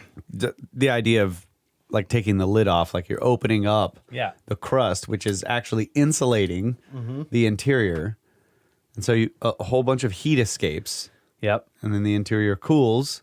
Yep. So all the volcanism escapes, and then that heat in the atmosphere slowly goes down over time. Right. Because the volcanism is gone. Yeah. So yeah, their own... I think what Laird is trying to point out here is that these people are saying that Venus is cooling down over time. Right. Despite there being a supposed runaway greenhouse effect. That the greenhouse effect actually may cause the cooling down. Because first it heats it up, and then it pulls the lid off, and then that causes a cooling period. Yeah. So, Chapter 13, could Venus have been a comet? In May 2008, the European Space Agency announced the first-time discovery by the Venus Express probe of a rarely observed molecule called hydroxyl in the atmosphere of Venus. The announcement stated, Venus Express has detected the molecule hydroxyl on another planet for the first time. This detection gives scientists an important new tool to unlock the workings of Venus's dense atmosphere. Hydroxyl, an important but difficult to detect molecule, is made up of a hydrogen and an oxygen atom each. It has been found in the upper reaches of the Venusian atmosphere. The reactive molecule has been seen around comets, but the method of production there is thought to be completely different from the way it forms in planetary atmospheres. Yeah. Even though that's the very first time they've ever seen it on a planet. Right? Compare the very minimized wording of the agency's statement above that the hydroxyl molecule has been seen around comets with this much more emphatic description given in a 2006 article of the role played by the hydroxyl molecule in relation to comets. The hydroxyl radical, OH, is the most abundant cometary radical. It is detected in the coma at some distance from the comet nucleus, where it is assumed that water, or H2O, is broken down by solar UV radiation to form OH, H, and O. It is chiefly the presence of this radical that leads to estimates of the amount of water ice sublimating from the comet nucleus. The comas of O and OH are far less extensive than the H coma, but have comparable density. One of Velikovsky's more publicized expectations regarding the composition of the atmosphere of the comet Venus was that it would have consisted largely of hydrocarbons, having presumably acquired them from the atmosphere of Jupiter. Consequently, it was Velikovsky's expectation that the atmosphere of Venus could also be found to contain hydrocarbons. Although hydrocarbons have been shown to make up a measurable portion of the Jovian atmosphere, this expectation of Velikovsky's seems to have been overtly contradicted based on direct observation of Venus by earlier probes. The finding was announced, this time with loud and clear mention of Velikovsky's name, in 1969 in an article for the journal Science by William T. Plummer of the Department of Physics and Astronomy at the University of Massachusetts. He wrote, "Infrared reflection spectra of hydrocarbon clouds and frosts now give a critical test to Velikovsky's prediction that Venus is surrounded by a dense envelope of hydrocarbon clouds and dusts. Venus does not exhibit an absorption feature near 2.4 microns, although such a feature is prominent in every hydrocarbon spectrum observed." However, using later data returned by the Venus Express probe, the author of a 2010 article in Science News Review offers a potential explanation for the seeming contradiction with Velikovsky's thesis. Some readers may recall the infamous Velikovsky affair, the concerted scientific persecution of Immanuel Velikovsky due to his 1950 theory that Venus was ejected from the planet Jupiter just about 3,500 years ago, possibly the result of cometary impact, something we observed just a few years ago. Velikovsky made a number of predictions about the high temperature, primarily internal heat, the circular orbit, and the atmosphere of Venus. He predicted a high concentration of petroleum hydrocarbons in gaseous form circulating in the atmosphere, but planetary scientists have not found the large molecules he predicted. One of the most exciting findings from the Venus Express mission was the discovery of Earth-like lightning on Venus, which now places Venus in the exclusive company of Earth, Jupiter, and Saturn as the only planetary bodies in our solar system known to generate lightning. According to one NASA-sponsored scientist on the mission, lightning on Venus, as well as on any other planet, is an important discovery because the electrical discharges drive the chemistry of an atmosphere by breaking molecules into fragments that can then join with other fragments in unexpected ways. The lightning on Venus is unique from that found on Earth, Jupiter, and Saturn in that it is the only lightning known that is not associated with water clouds. Instead, on Venus, the lightning is associated with clouds of sulfuric acid.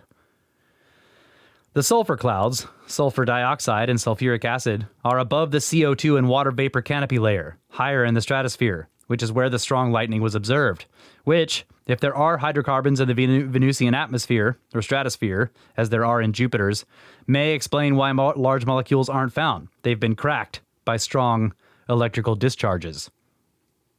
If, as Velikovsky claims, Venus did begin its life as a comet, then we might expect to find some tangible remnant effects on Venus that can be associated with its mythical cometary tail.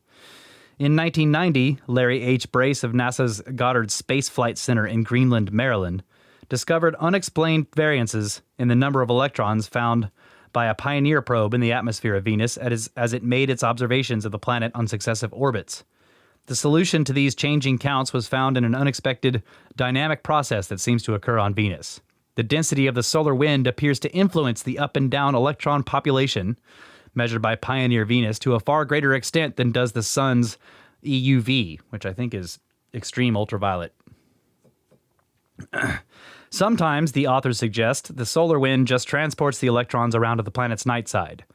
But on other occasions, when the solar wind contains a greater number of charged particles, it may blow the electrons completely past the ionosphere and into space. Most of the difference in the number of Venus ionospheric electrons show up in the ionotail, a term Brace coined in 1987 to describe the portion of the ionosphere that the solar wind pushes out into space so that it resembles the tail of a comet. Man, that's really interesting about the lightning. I had no idea. Yeah. Yeah, I should have stopped at that point. And it never actually occurred to me, too, that it's like... I mean, we see lightning with dust storms and stuff, too. Yeah. Volcanoes, for example. Yep. But the idea that most of the time that they're associated with water clouds and what that does to the molecules, the lightning passes through, and it's doing this all the time, all over the Earth, just breaking things up, breaking up all these molecules, and then they're able to form interesting compounds. Wow, that's really cool. And I had no idea it was just like pretty unique. In other words, like I would assume this happens all the time. Well, to other planets. Yeah, it's we can see it on these planets. Like we know it happens on Earth. We've now seen it on Venus. We've seen upper atmosphere discharges in Jupiter and Saturn, but if it happens on other planets, it's too deep in the atmosphere for us to see. Yeah, and also, I was thinking, it was making me think about electrolysis, where you can separate hydrogen and oxygen in a solution of water with a couple of electrodes. Yeah. You put them down in the water. There's no visible plasma discharge between the two electrodes. It's just charging. Yeah. So there's something, whatever path the electricity is taking through the materials is not visible. Yeah. But it's cracking the molecules. Yet at the anode and cathode or whatever, you see the bubbles coming up because it's separated. Yeah. These molecules. And I've always found that fascinating because water, you can see water going through all these energetic interactions. It can boil and, you can throw a bucket of water on lava and it turns to steam. It doesn't break them apart. Right. Their bond is incredibly strong, yet you put a tiny little battery on a couple of probes and stick them down in some water and it's just pulls them apart. Yeah. No explosions. That's right. Starts making the elements. Yeah. Breaking it down. And so it's cool to imagine this idea of the dynamo or whatever going on internally in a planet, and then of course you have the solar wind, and you have all these potential differences that are somehow probably Static forces built up with friction, with layers running over top of each other and all kinds of stuff. Yeah. Yeah, and so it seems you wouldn't necessarily have to have visible lightning to have this process taking place. Yeah, right. Just like it's, I mean, as long as you have a conductive, if there's a strong enough insulator in there, then yeah, you got to create, it's got to build up enough potential, and it's going to arc. But I imagine, I mean, like a lightning bolt is miles and miles long, right? Yeah, and all along that plasma arc, things are being cracked and broken apart and turned into other things, and then they're recombining once it stops. Yeah. Well, GMA and I did a deep dive into lightning one night. Oh, let's check out how this lightning works. And we spent hours reading all about it, and we were just like, the more we read, we were like, what the hell is going on? It doesn't make any sense to me. It's really complex. Yeah. What's going on. And there's a lot of different types, there's all these different, it's so strange.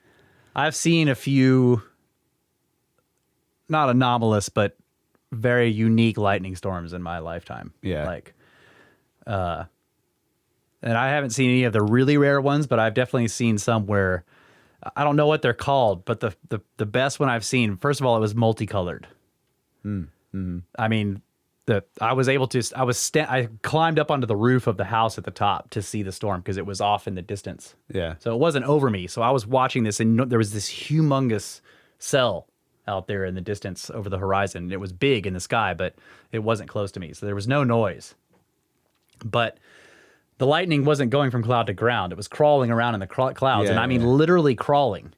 Sometimes it would take 15 seconds for one of the formations to stop. Yeah. It would start and it would be purple, and then it would start spreading across the cloud and turn into orange and pinks and reds. And I mean, it was amazing to watch that. Yeah. So there's one process where it's actually building the pathway, the ultimate pathway to the ultimate potential difference, right? That's taking place, and it's seeking all these little other paths. Yeah. And they end up, because they're all ionizing stuff and they're changing stuff, they may run out of juice or something, but there's another trail that actually gets, now it's on the, so all the energy goes down that way. And it'll go and go and go and split and keep splitting, and other trails eventually. And when it finally reaches the ultimate potential difference, there's one path that just lights up and just bam, gets super bright. That's where the biggest equalization is happening. Yeah.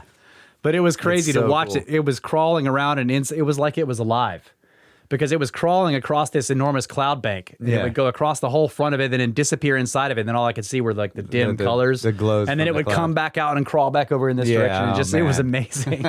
So cool. And it was almost nonstop. It was so awesome.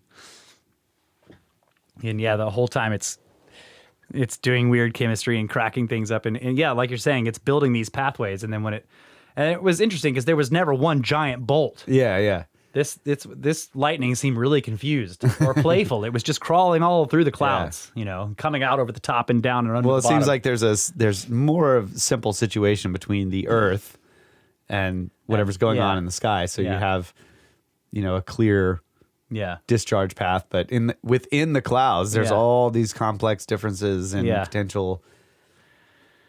All right. This is one of those things too that's very much like looking at the night sky. You were pointing this out recently. It's like we watch lightning today, and because we've grown up with all of this modern technology and knowledge, we've been sort of given the layman's, lightning is electricity, and that's what it is. And so we're like, we know what it is. No. And so when you try to when you're watching that sort of stuff and you do the same thing where you're like, okay, what is it like watching this before any of these preconceived ideas? Yeah. We're deeply embedded in this, in the culture. Because you can learn the term electricity, but that doesn't teach you anything. Yeah. It's just a label for something that actually is incredibly mysterious. Yeah. So I just think it's cool. I agree. Alrighty.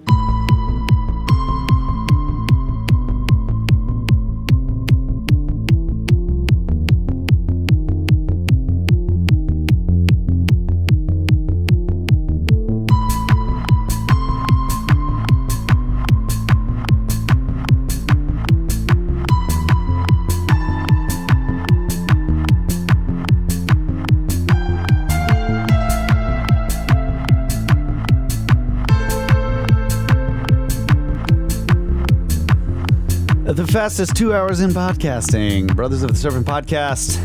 Final segment already. And probably not going to finish the book today. Yeah, I guess not. Lots of discussion, but that's cool. I enjoy it. Learning a lot here. So Yeah. very interesting stuff to me. Yeah.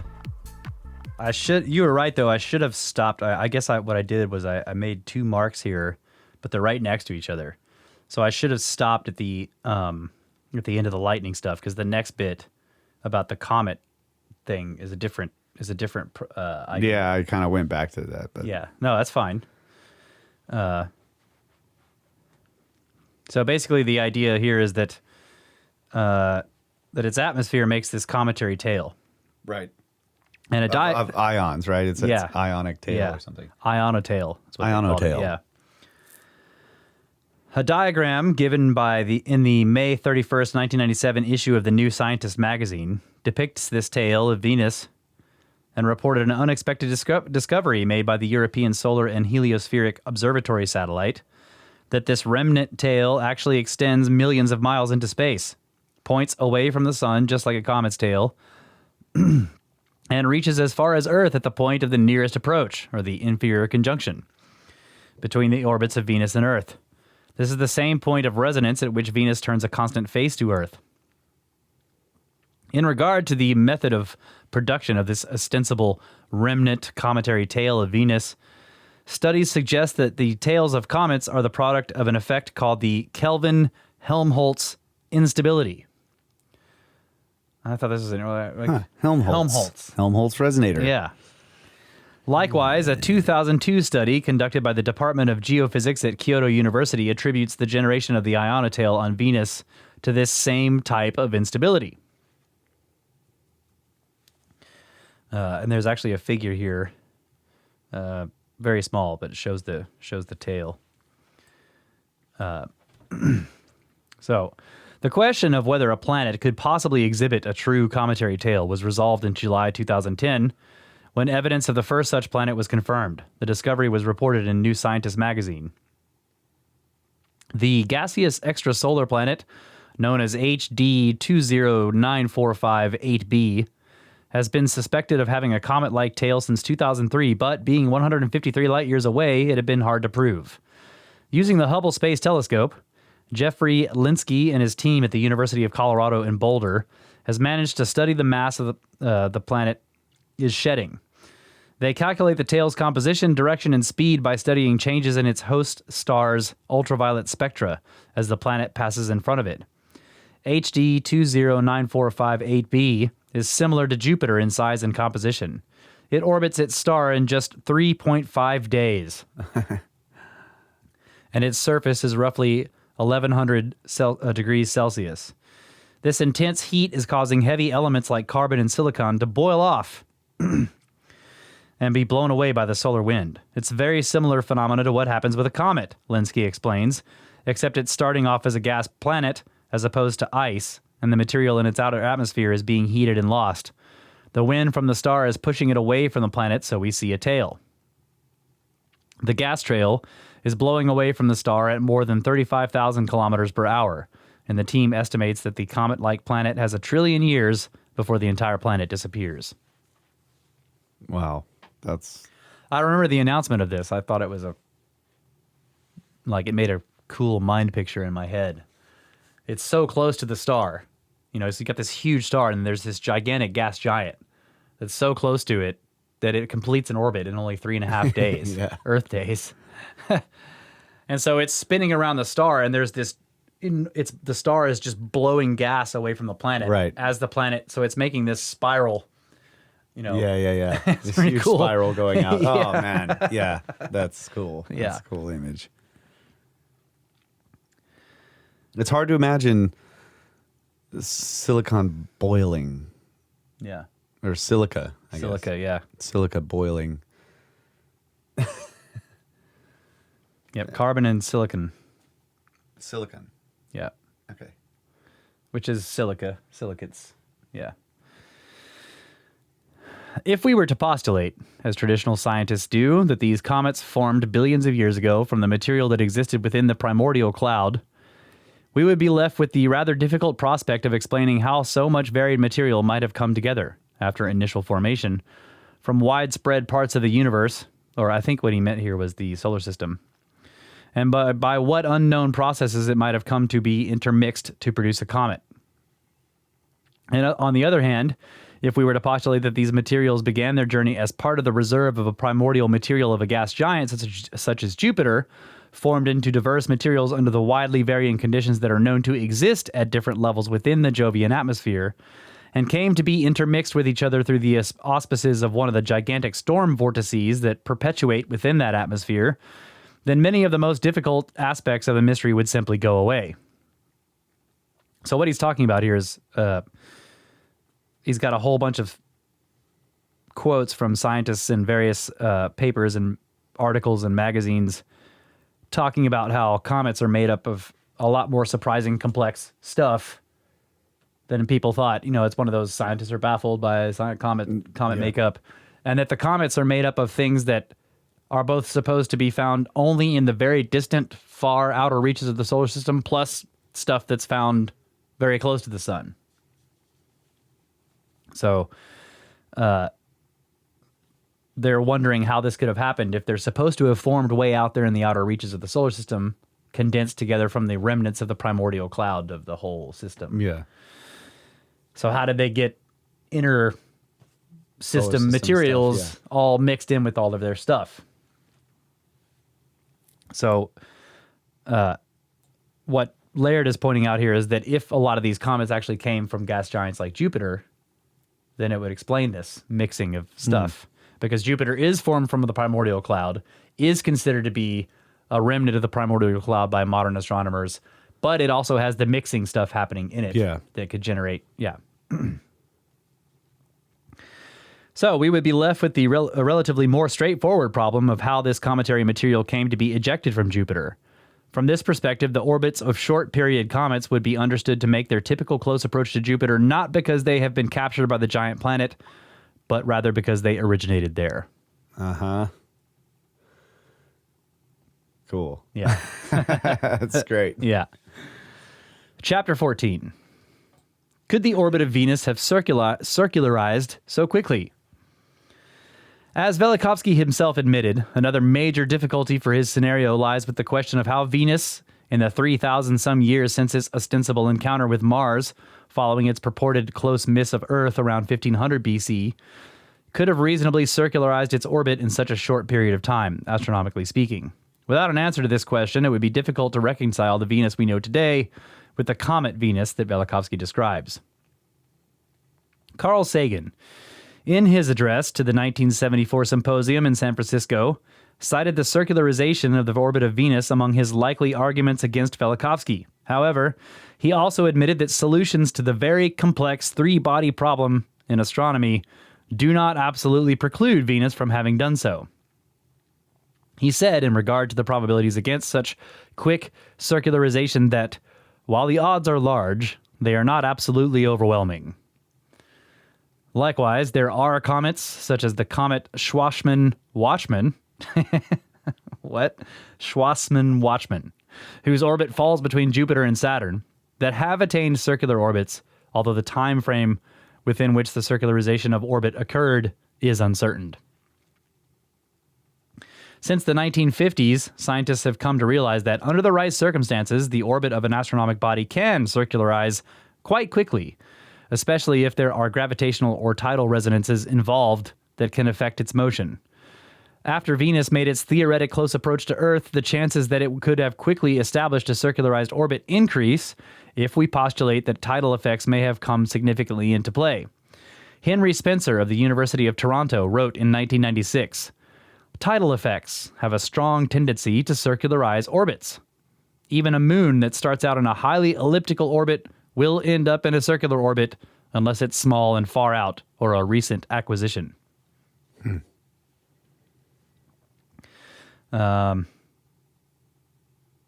the tidal effect is that it's grabbing, like the gravity is having a much stronger effect on the close side Yeah. of the body than the far side of the body. Yeah. My only problem with this is that quite quickly to an astronomer is a long time. It's like talking about quickly to a geologist. And also that specifically in this example that Henry Spencer is saying, tidal effects have a strong tendency to circularize orbit. He's talking about the tidal effects of the primary on the secondary. So in other words, in Venus's case, its primary would be the sun, not Earth. You see what I mean? Yeah. So tidal effects due to close passes of Venus with Earth and Venus with Mars are not the right tidal effects that circularize orbits. Well, because its orbit is not around Earth. That's right. Yeah. Yeah. It would need to pass close to the sun to have tidal effects that could eventually circularize its orbit, is what I'm trying to say, which may have happened. Yeah. I'm just saying that Laird seems to be implying that after Venus made its theoretic close approach to Earth, the chances that it could have quickly established a circularized orbit increase if we postulate that tidal effects may have come into play. So maybe he's saying tidal effects with the sun. I don't know. Yeah. It just, to me, I was like, I don't think the Earth tidal effects on Venus is going to circularize it. Right. So, okay. Based on Velikovsky's scenario for the birth of Venus, there is another way to look at the question of the circularization of Venus's orbit. From Velikovsky's perspective, we might consider Venus to be a special case when we recall that Venus ostensibly began its life as a comet. An article for Chronos magazine by James M. McCanney titled "The Nature and Origin of Comets and the Evolution of Celestial Bodies" presents an alternate theory to explain the motion of comets, one that has been hotly disputed by some traditional astronomers. It states, "Comet wandering is well documented and is explained in the IBCM or ice ball comet model as due to the ejection of vapor jets from the ice ball. The present theory explains wandering to be the result of variable tail drag, the same effect which causes the circularization of orbit.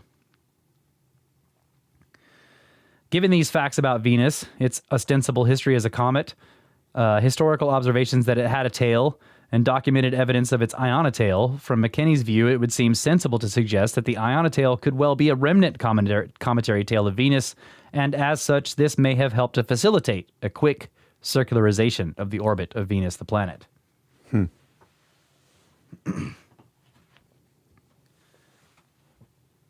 Yeah, so variable tail drag would cause circularization. Same effect as the vapor jets. So that's what this guy is saying. I don't quite understand what he means. Yeah, I don't either, but... Yeah. Chapter 15. Observations on the new evidence. Some 60 years after its inception, it would be safe to say that the fierce controversy that erupted in 1950 over Immanuel Velikovsky's Worlds in Collision has largely abated. Now, 1 decade into the 21st century, many people who consider themselves to be casual students of astronomy may have never heard Immanuel Velikovsky's name. Of those who may still be aware of the controversy, many believe that Velikovsky's theories were disproved outright at the time of the 1974 American Association for the Advancement of Science Symposium, and so should no longer be thought to have any relevance. Nevertheless, based on recent announcements, it seems that many modern-day astronomers still take care to avoid even mentioning Velikovsky's name, except when a finding seems to flatly contradict his theory. Those who find themselves in the position of having to report some new discovery that might possibly be interpreted as upholding Velikovsky's views often qualify their statements in ways that effectively distance the discovery from Velikovsky's ideas. Sometimes efforts to circumvent the Velikovsky controversy have produced Monty Python-esque scenarios in which the very same researchers who have loudly denounced the slimness of evidence offered to support parts of Velikovsky's theory end up endorsing even less well-supported alternate theories. This is how we know they're to be banana-shaped. Exactly what I thought. This new learning astonishes me.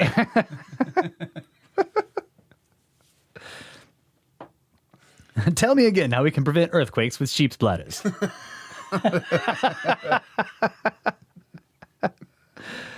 An example of this can be seen with the proposition of global resurfacing on Venus, whose scientific foundation so far seems to rest solely on unknown geological forces.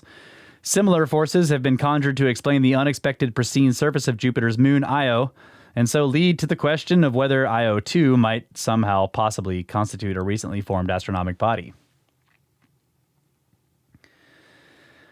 It is understandable that researchers who work in the quantitative physical sciences might consider an ancient myth or text to be an unreliable source of information. One metaphor I often use to address this point involves asking the reader to imagine a group of 4-year-olds who witness the abduction of their daycare instructor, and so are questioned by authorities. While it is undeniably true that the testimony of a 4-year-old can be unreliable, we must also realize that if 4 different 4-year-olds were all to independently describe the perpetrator in matching terms, for example, if they each reported an abductor who was a tall, slim, red-haired man with a beard, then their descriptions would rise to the level of corroborated testimony. Based on this kind of corroborated testimony, regardless that it came from 4-year-olds, it would make sense for the police to begin searching for a tall, slim, red-haired man with a beard. And while it may not be fair to compare the observations of ancient astronomers to those of 4-year-olds, the basic principle remains the same.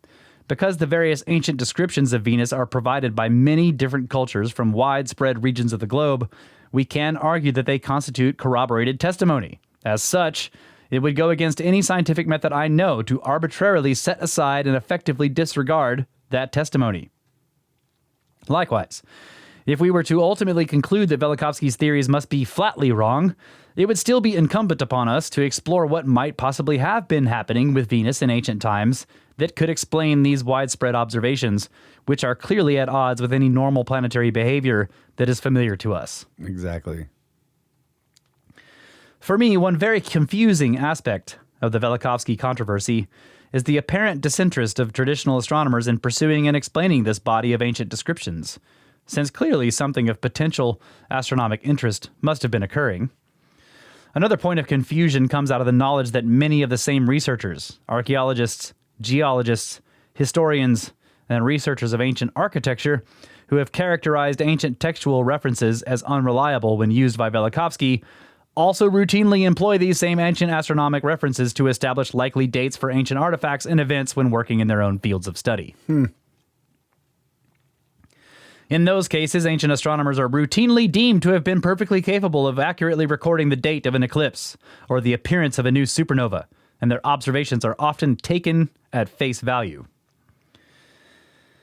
There are aspects of Carl Sagan's response to the Velikovsky controversy that, in my view, have had a highly detrimental effect on the public discourse of scientific issues as it has come to be conducted in recent years. One of these comes out of what I see as a misapplication of the scientific rule of thumb called Occam's razor. This guideline states that when in doubt, and with all other factors being equal, we should prefer the simpler of two theoretic explanations for a given problem. However, it seems in some cases that Sagan has taken this rule a step or two beyond its original application, making it his practice when attempting to refute a controversial theory to proactively formulate a second theory, unilaterally declare this second theory to be in some way more likely than the first theory, and then, using Occam's razor as implied justification, adopt this new theory. Inexplicably, Sagan seems to have considered this exercise to be the functional equivalent of having actually disproved the first theory based on evidence. I see this all the time, too. Someone thinks that something else is more likely, and that disproves the other idea. Right. And like, no, that's not what happens with Occam's razor. That's not how it works. As for the rest of Velikovsky's scenario, it consists largely of events and propositions that have been categorically dismissed as flatly impossible by a long list of prominent scientists, beginning with Albert Einstein. These declarations have often been accompanied by explicit calculations and/or derived probabilities that were intended by their authors to illustrate the gross infeasibility of Velikovsky's claims. Nonetheless, over time, it seems that virtually all of these scientists, including Einstein, eventually found themselves in the extremely awkward position of having to reverse, qualify, recast, reinterpret, or withdraw their original complaint against Velikovsky as one by one, various seemingly impossible prospects proved themselves to be possible. So another contribution from Tony, he sent an email a couple of weeks ago saying that Sagan later, after Velikovsky died on Sagan's show Cosmos, kind of made a sort of an apology to Velikovsky in a way. So Kyle and I went and looked, he sent us a link to it. So we went and looked at the video, and most of the video seems to be him once again showing you why Velikovsky is totally wrong. But at the end, there's this interesting bit that he does at the very end. So we want to play that for you right now. There are many hypotheses in science which are wrong. That's perfectly all right. It's the aperture to finding out what's right. Science is a self-correcting process. To be accepted, new ideas must survive the most rigorous standards of evidence and scrutiny. The worst aspect of the Velikovsky affair is not that many of his ideas were wrong or silly or in gross contradiction to the facts. Rather, the worst aspect is that some scientists attempted to suppress Velikovsky's ideas. The suppression of uncomfortable ideas may be common in religion or in politics, but it is not the path to knowledge, and there's no place for it in the endeavor of science. We do not know beforehand where fundamental insights will arise from about our mysterious and lovely solar system. And the history of our study of the solar system shows clearly that accepted and conventional ideas are often wrong, and that fundamental insights can arise from the most unexpected sources. You're a virus, Velikovsky. It seems, Mr. Velikovsky, that you had two ideas. I mean, does that guy sound like Agent Smith or what? You nailed it. Yeah, it does.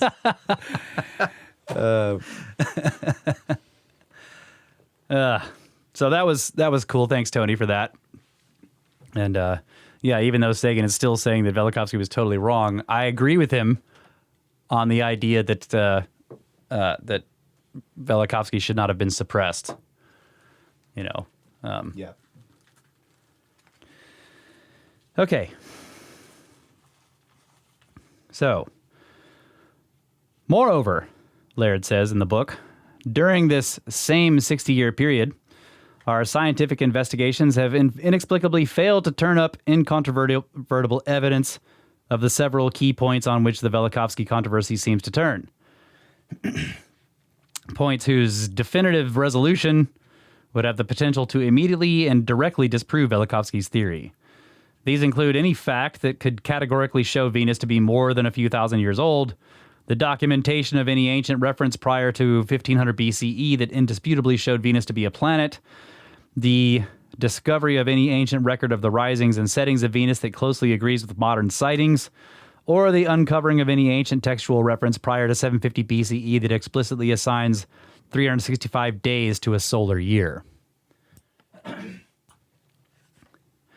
Meanwhile, as we have shown in the preceding chapters, much of the new scientific research since Velikovsky's death in 1979 seems to lend itself to interpretations that could potentially uphold Velikovsky's views. Likewise, several of the key events of Velikovsky's scenario that were loudly declaimed as wild imaginings at the time of their introduction are now overtly acknowledged to have likely occurred, although they are typically qualified so as to distance themselves in some important way from Velikovsky. To briefly recap the new evidence. And this isn't actually brief. When I was going through and marking this, I'm like, this is not a brief recap, but okay. It's he makes 16 points here, so we'll go through them one at a time. 1. Because scientists consider the atmosphere of Jupiter to be a pristine sample of the primordial cloud, it now seems quite possible that a planet with the composition of Venus could have been formed from material that originated in Jupiter. 2. Recent models that were developed to explain the unexpectedly small size of Jupiter's core suggests that an event may have occurred that would have been capable, according to Sagan's criteria, of ejecting Venus from Jupiter. Such an event would have vaporized the core of Jupiter and left it exceedingly hot even today, twice the temperature of the core of Saturn. The preferred computer-modeled scenario for this event correlates well to the Greek myth on which Velikovsky bases his scenario for the birth of Venus and presumes that Jupiter effectively swallowed a large body just prior to ejecting the planet. 3. The Great Red Spot on Jupiter, the gigantic storm whose physics are not yet entirely understood by atmospheric scientists, provides one mechanism by which material from the interior of Jupiter could have been transported to Jupiter's surface prior to ejection. 4. Ancient astronomic records that have been uncovered and translated since Velikovsky, published in 1950, refer to Venus using the same terms and descriptions cited in Worlds in Collision, terms that were traditionally applied to comets, and so seemingly uphold the credibility of Velikovsky's sources and the reasonableness of his translations. 5.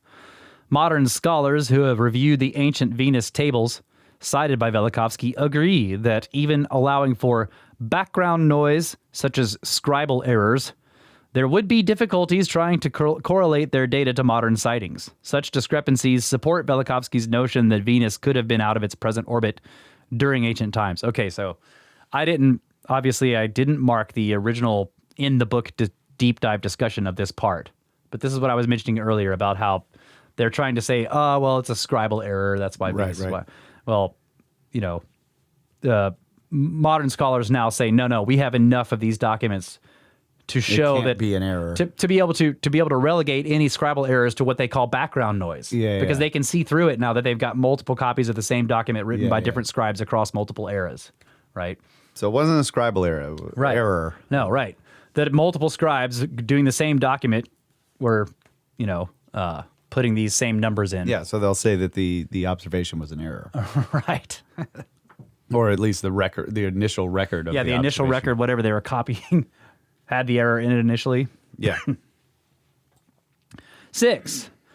Models that were developed to explain crustal damage on Mars allow that a single collision with a planetary-sized object of the sort Velikovsky proposed could well have created the conditions that are known to exist on Mars. The main obstacle to this collision having happened in historically recent times is the preconceived belief on the part of astronomers that bodies of sufficient size have not roamed the solar system for millions of years. 7. Models that were developed to explain various facts about Venus, such as its lack of water, postulate that a major collision with a planet-sized object could also have created the conditions that are known to exist on Venus. So both Mars and Venus have, one of the possible ideas to explain their current conditions is at some point in the incredibly distant past of the solar system, both of them had collisions with similar-sized objects or very large objects. So I guess the point there is that, maybe each one of those planets that collided with some similar-sized object was colliding with the other one, right? Yeah. That's the point. But also that they're like, it was a long time ago. Yeah. In a land far, far away. Yep. The 8. The apparent rotational resonance that exists between Venus and Earth allows for the possibility that the two planets could have come into close proximity with one another, as Velikovsky claims. 9. The eruption of Thera on the island of Santorini around 1500 to 1600 BCE, the time Velikovsky claims Venus made a close approach to Earth, would have been seen from Egypt and could have produced many of the effects assigned to it by Velikovsky and reported in the biblical book of Exodus. 10. Significant changes in the global climate occurred around 750 BCE, the time Velikovsky claims Mars made a close approach to Earth, as evidenced in archaeological finds, tree rings, and ice rings, ice layers, I think he means, and by known mass migrations.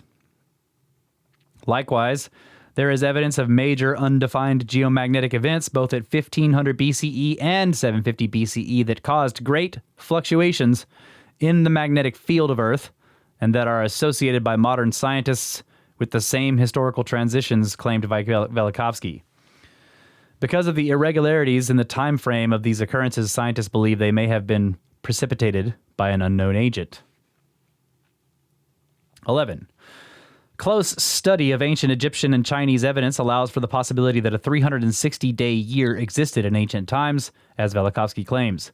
A uniform calendar revision from the 360-day ancient year to a 365-day year was inexplicably made by many different widespread cultures at around 750 BC, the time Velikovsky claims that a close approach by Mars changed the orbit of Earth.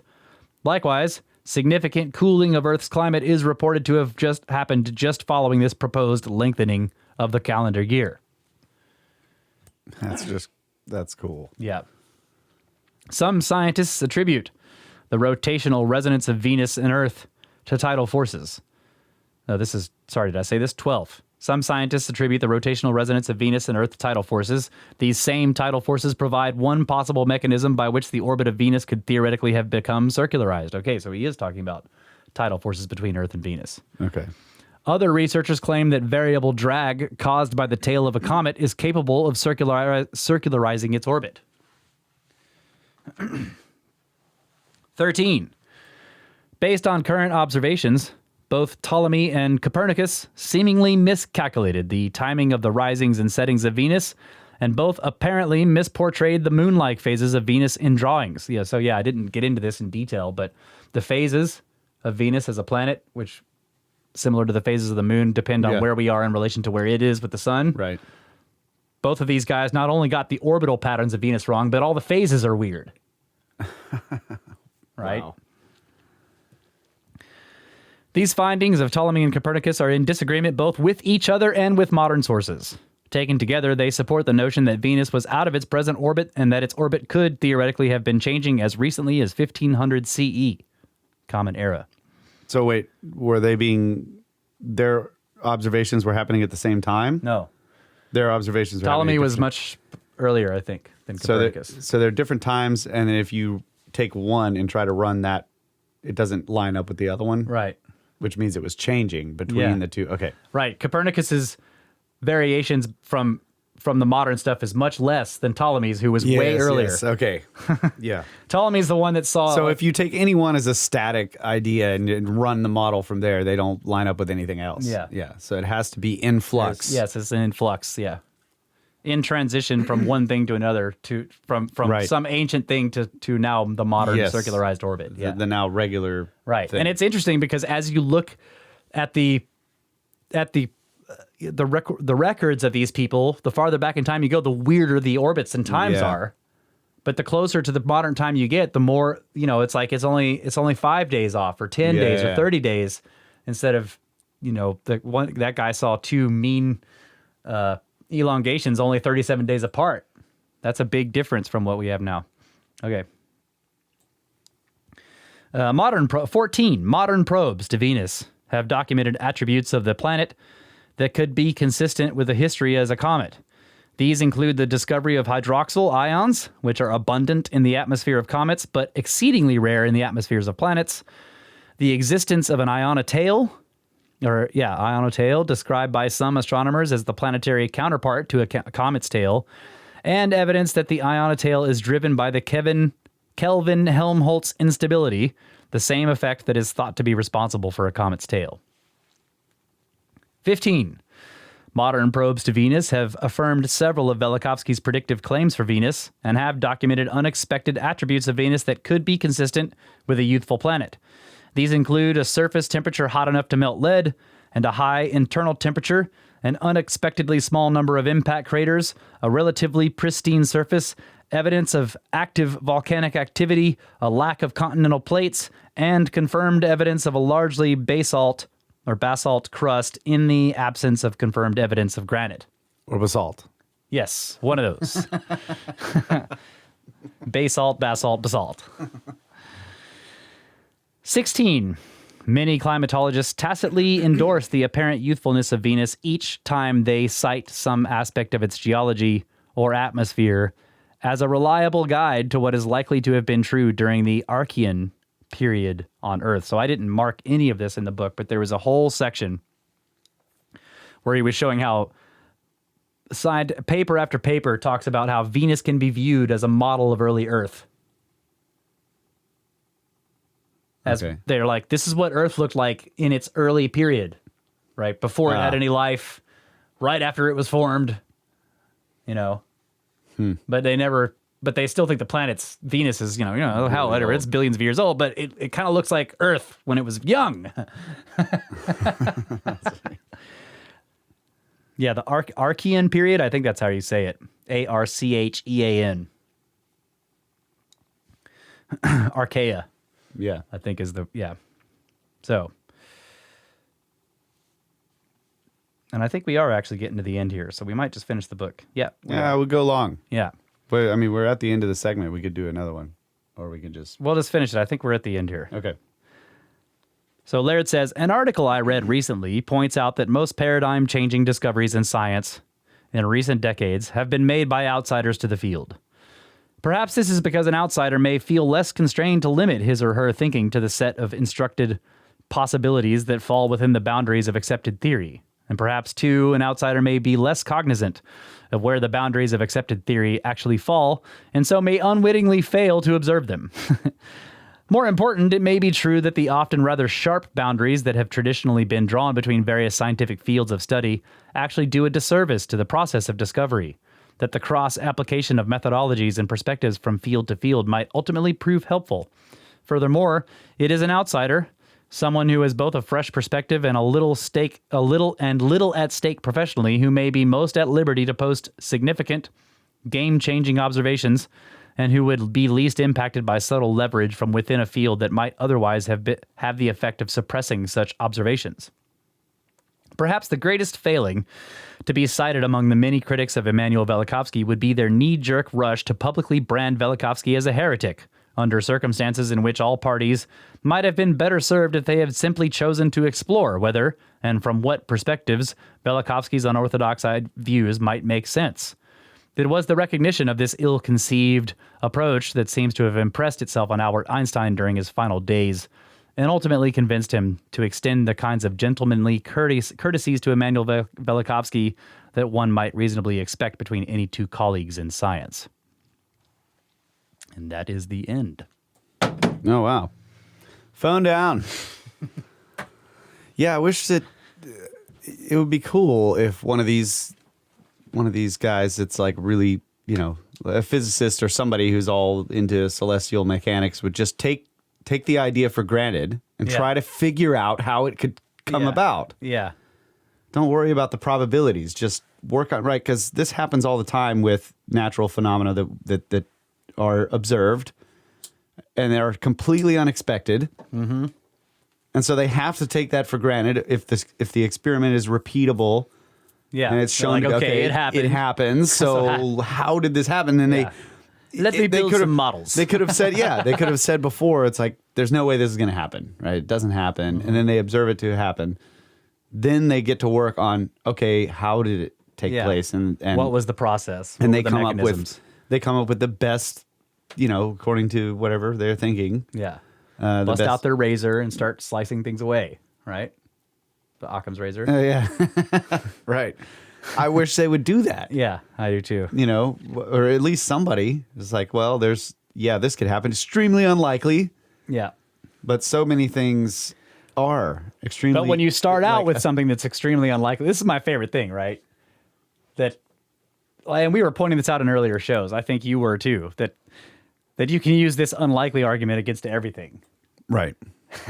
Well, the existence somebody catches a baseball. Universe. Yeah, and exactly. You can sit down and just show that that's pretty much impossible to have happened. That's right. But yeah, the existence of life and on Earth. If you go all the way down to the basic fundamentals, it's like it's extremely unlikely that any of this could exist in the first place in order for you to be there to catch it. Right. Or for it to be thrown. Yeah. Or the fact that it actually stayed together. Yeah. And then you have to combine all of those unlikelinesses into this much more unlikely scenario that, number one, the universe came to be in this way, and then number two, life somehow arose here, and that resulted in you being here with the ability to catch the damn baseball. Exactly. An extremely unlikely scenario. So it's like, I think that exploring unlikely scenarios is something we're all doing all the time because we live in one. That's that's kind of my point, is that if you think that we can only look at the likely stuff, well, you've already failed. Don't look at anything. Right. Just go have some lunch, right? Just get a cup of coffee, because you can't look at anything that's likely based on any of our ideas of how the universe may have come to be. Yeah, the likelihood of the next thing happening based on your observations in such a short period of time of how things happened at that moment. Yeah. You can make projections, right? Yeah. Those things are likely. Yeah. But every day we get hit with something that we're like, what? Yeah. How did that happen? Yeah. Unlikely events happen all the time. Unlikely events are highly likely to occur. Yes. That seems to be the norm, right? Including finishing this book today. Yeah, All right. that did seem highly unlikely in the third segment. I would have predicted that was not going to take place. I think, once again, I was tricked by the size of the footnotes. Yeah. Let's see. Let me see this footnote But section. man, that's Yeah. See, great book. That's how much we still had left. That's all footnotes. Oh, yeah, okay. So yes, I should say the book is highly referenced and highly unlikely. It's a highly unlikely but highly referenced book. There's plenty of footnotes. There's a whole section that has all the references in it. So yeah, I think it was a good book. It makes me want to go back through Worlds in Collision again. Yep. Yeah. I don't know if we'll do that one on the show as a deep dive. We did Earth in Upheaval, and that's still my favorite Velikovsky book of all time. You know, because on that one he's just laying down the facts. Yep. There's no speculation about what it all means. He's just like, look at this giant rock. How did this get here? Yeah. Look at all these animal bones jammed in these cracks and crevices all through England. You know, just Man. Look at how this mountain climbed up on this other mountain. yeah, exactly. Crazy stuff. I just got Well, thank you. I just got a message from the Watcher. Great timing, buddy. Oh, yeah, he's ready to join up? Yeah, he's probably ready to join. I don't know. All right. You guys can get a hold of us, brothersoftheserpent@gmail.com. Go to the website, brothersoftheserpent.com. You can find the encyclopedia there, the glossary of terms, the Snake Skint, which is our merchandise store. You can buy T-shirts and hoodies and all kinds of good stuff. And I think we're still working on the hats, right? Is there something going on with the hats? Hey, the company actually just agreed to do the... Oh, yeah, that's right. yeah, so we're probably going to be setting something up we need to soon. get, some kind of link or something put in, because they did agree to do by order Nice. and ship and everything. I think they're All going right, to so do it all. Laura swung the deal. Yeah. And support the show using the pyramid scheme. That's also on the website. There's a couple of buttons there. You can use PayPal or Patreon. And thanks to everybody who has done that, and thanks for basically sending us on the trip Yeah, to Sedona. That's right. Freaking awesome. that's right. The Thank you guys Southwest so much. tour. Yep. And give us reviews wherever you can. I've been seeing the reviews roll in. Thank you guys so much for that. I really appreciate that. Helps spread the show around. The more reviews we get, the higher in the rankings we get. So thank you so much. And share the shows wherever you can. Follow us on Twitter @SnakeBros with no vowels, SNKBRS. I've been posting the occasional groupings of photos from our trip there. Let's see. Join the Facebook group if you like Facebook, or join the Discord. And there's a link to the Discord on the website. And the other thing that's on the website is the archive of shows. Because the feed doesn't show every show going all the way back to the back catalog, you can find all those on the website. You can either look for them individually, or there's an archived episodes page that has all the shows that aren't in the feed on it. So, and plus a couple of others, some of the commercials we made and other spoof things we made in there. The Randall Carlson in 1 minute is on there. And the Library of the Serpent is also linked at the website. That's maintained by Jeff, and I think Tony's been helping him with the layout. It's got a spiffy new layout. Oh, nice. Yeah. So there's a link to the library on the website as well. And Jeff also runs the Discord, so thanks very much to him. And, Thank you, buddy. Yeah, and about the Discord, be nice in the chats. No politics, no porn. The rules are easy. Pyramids all the time, right? Yeah. It's the 3 Ps. No politics, no porn, always pyramids. This should be easy to remember. If your post gets deleted because it's claimed to be political, don't argue. That's right. Don't argue with us. Just don't argue. And if it gets deleted because it's porn, do not argue.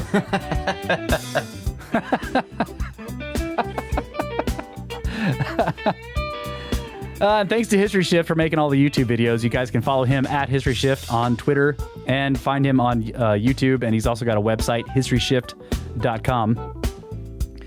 And pod doodles he makes. He takes some of our podcasts and turns them into doodles that you can watch while listening to the show. That's really cool. So you can find him on YouTube and on Twitter as well. And let's see, what else did I want to say? Oh, you guys have probably heard me saying this on the Cosmographia show, but I just wanted to say the CBD of the Gods place. I've been taking that stuff. It's great for sleeping. It really has helped me sleep. So they've been sending me free stuff. And so I told them I would definitely say it on the show. So I have here, right? Go get the stuff, cbdofthegods.com. It's really good. It's really good stuff, and it has been helping me sleep. And I'm probably going to be taking it for the rest of my life. It's really been helping me. It was crazy because, many road trips, sleeping in the same room. Yeah. Like, you'd wake me up, snoring, whatever, all crazy. Yeah, flipping around, just making all kinds of noise. And on this last road trip, like, never heard you. Yeah. Pretty much just silent. I sleep so much better. So, yeah. So I don't know about the salve. I haven't tried it. They did send me some of that, but that oil, I take it every freaking night. That's cool, man. Yeah. Wow. Every freaking night. So. I take tryptophan. Yeah. Works good. But yeah, I really don't have a problem sleeping. I have a problem waking up. Yeah, problems waking up. All right. And thank you guys so much. Thanks to Where Did the Road Go, Uncharted X, Mike and Maurice's Mind Escape, The C Word, Grimerica, Conspiranormal, The 7 Ages Audio Journal, and Skeptico. And all of you listeners out there, we love you guys. Always have. Always will. Good night, Atomo. Get back to work. Turn it up, Scotty.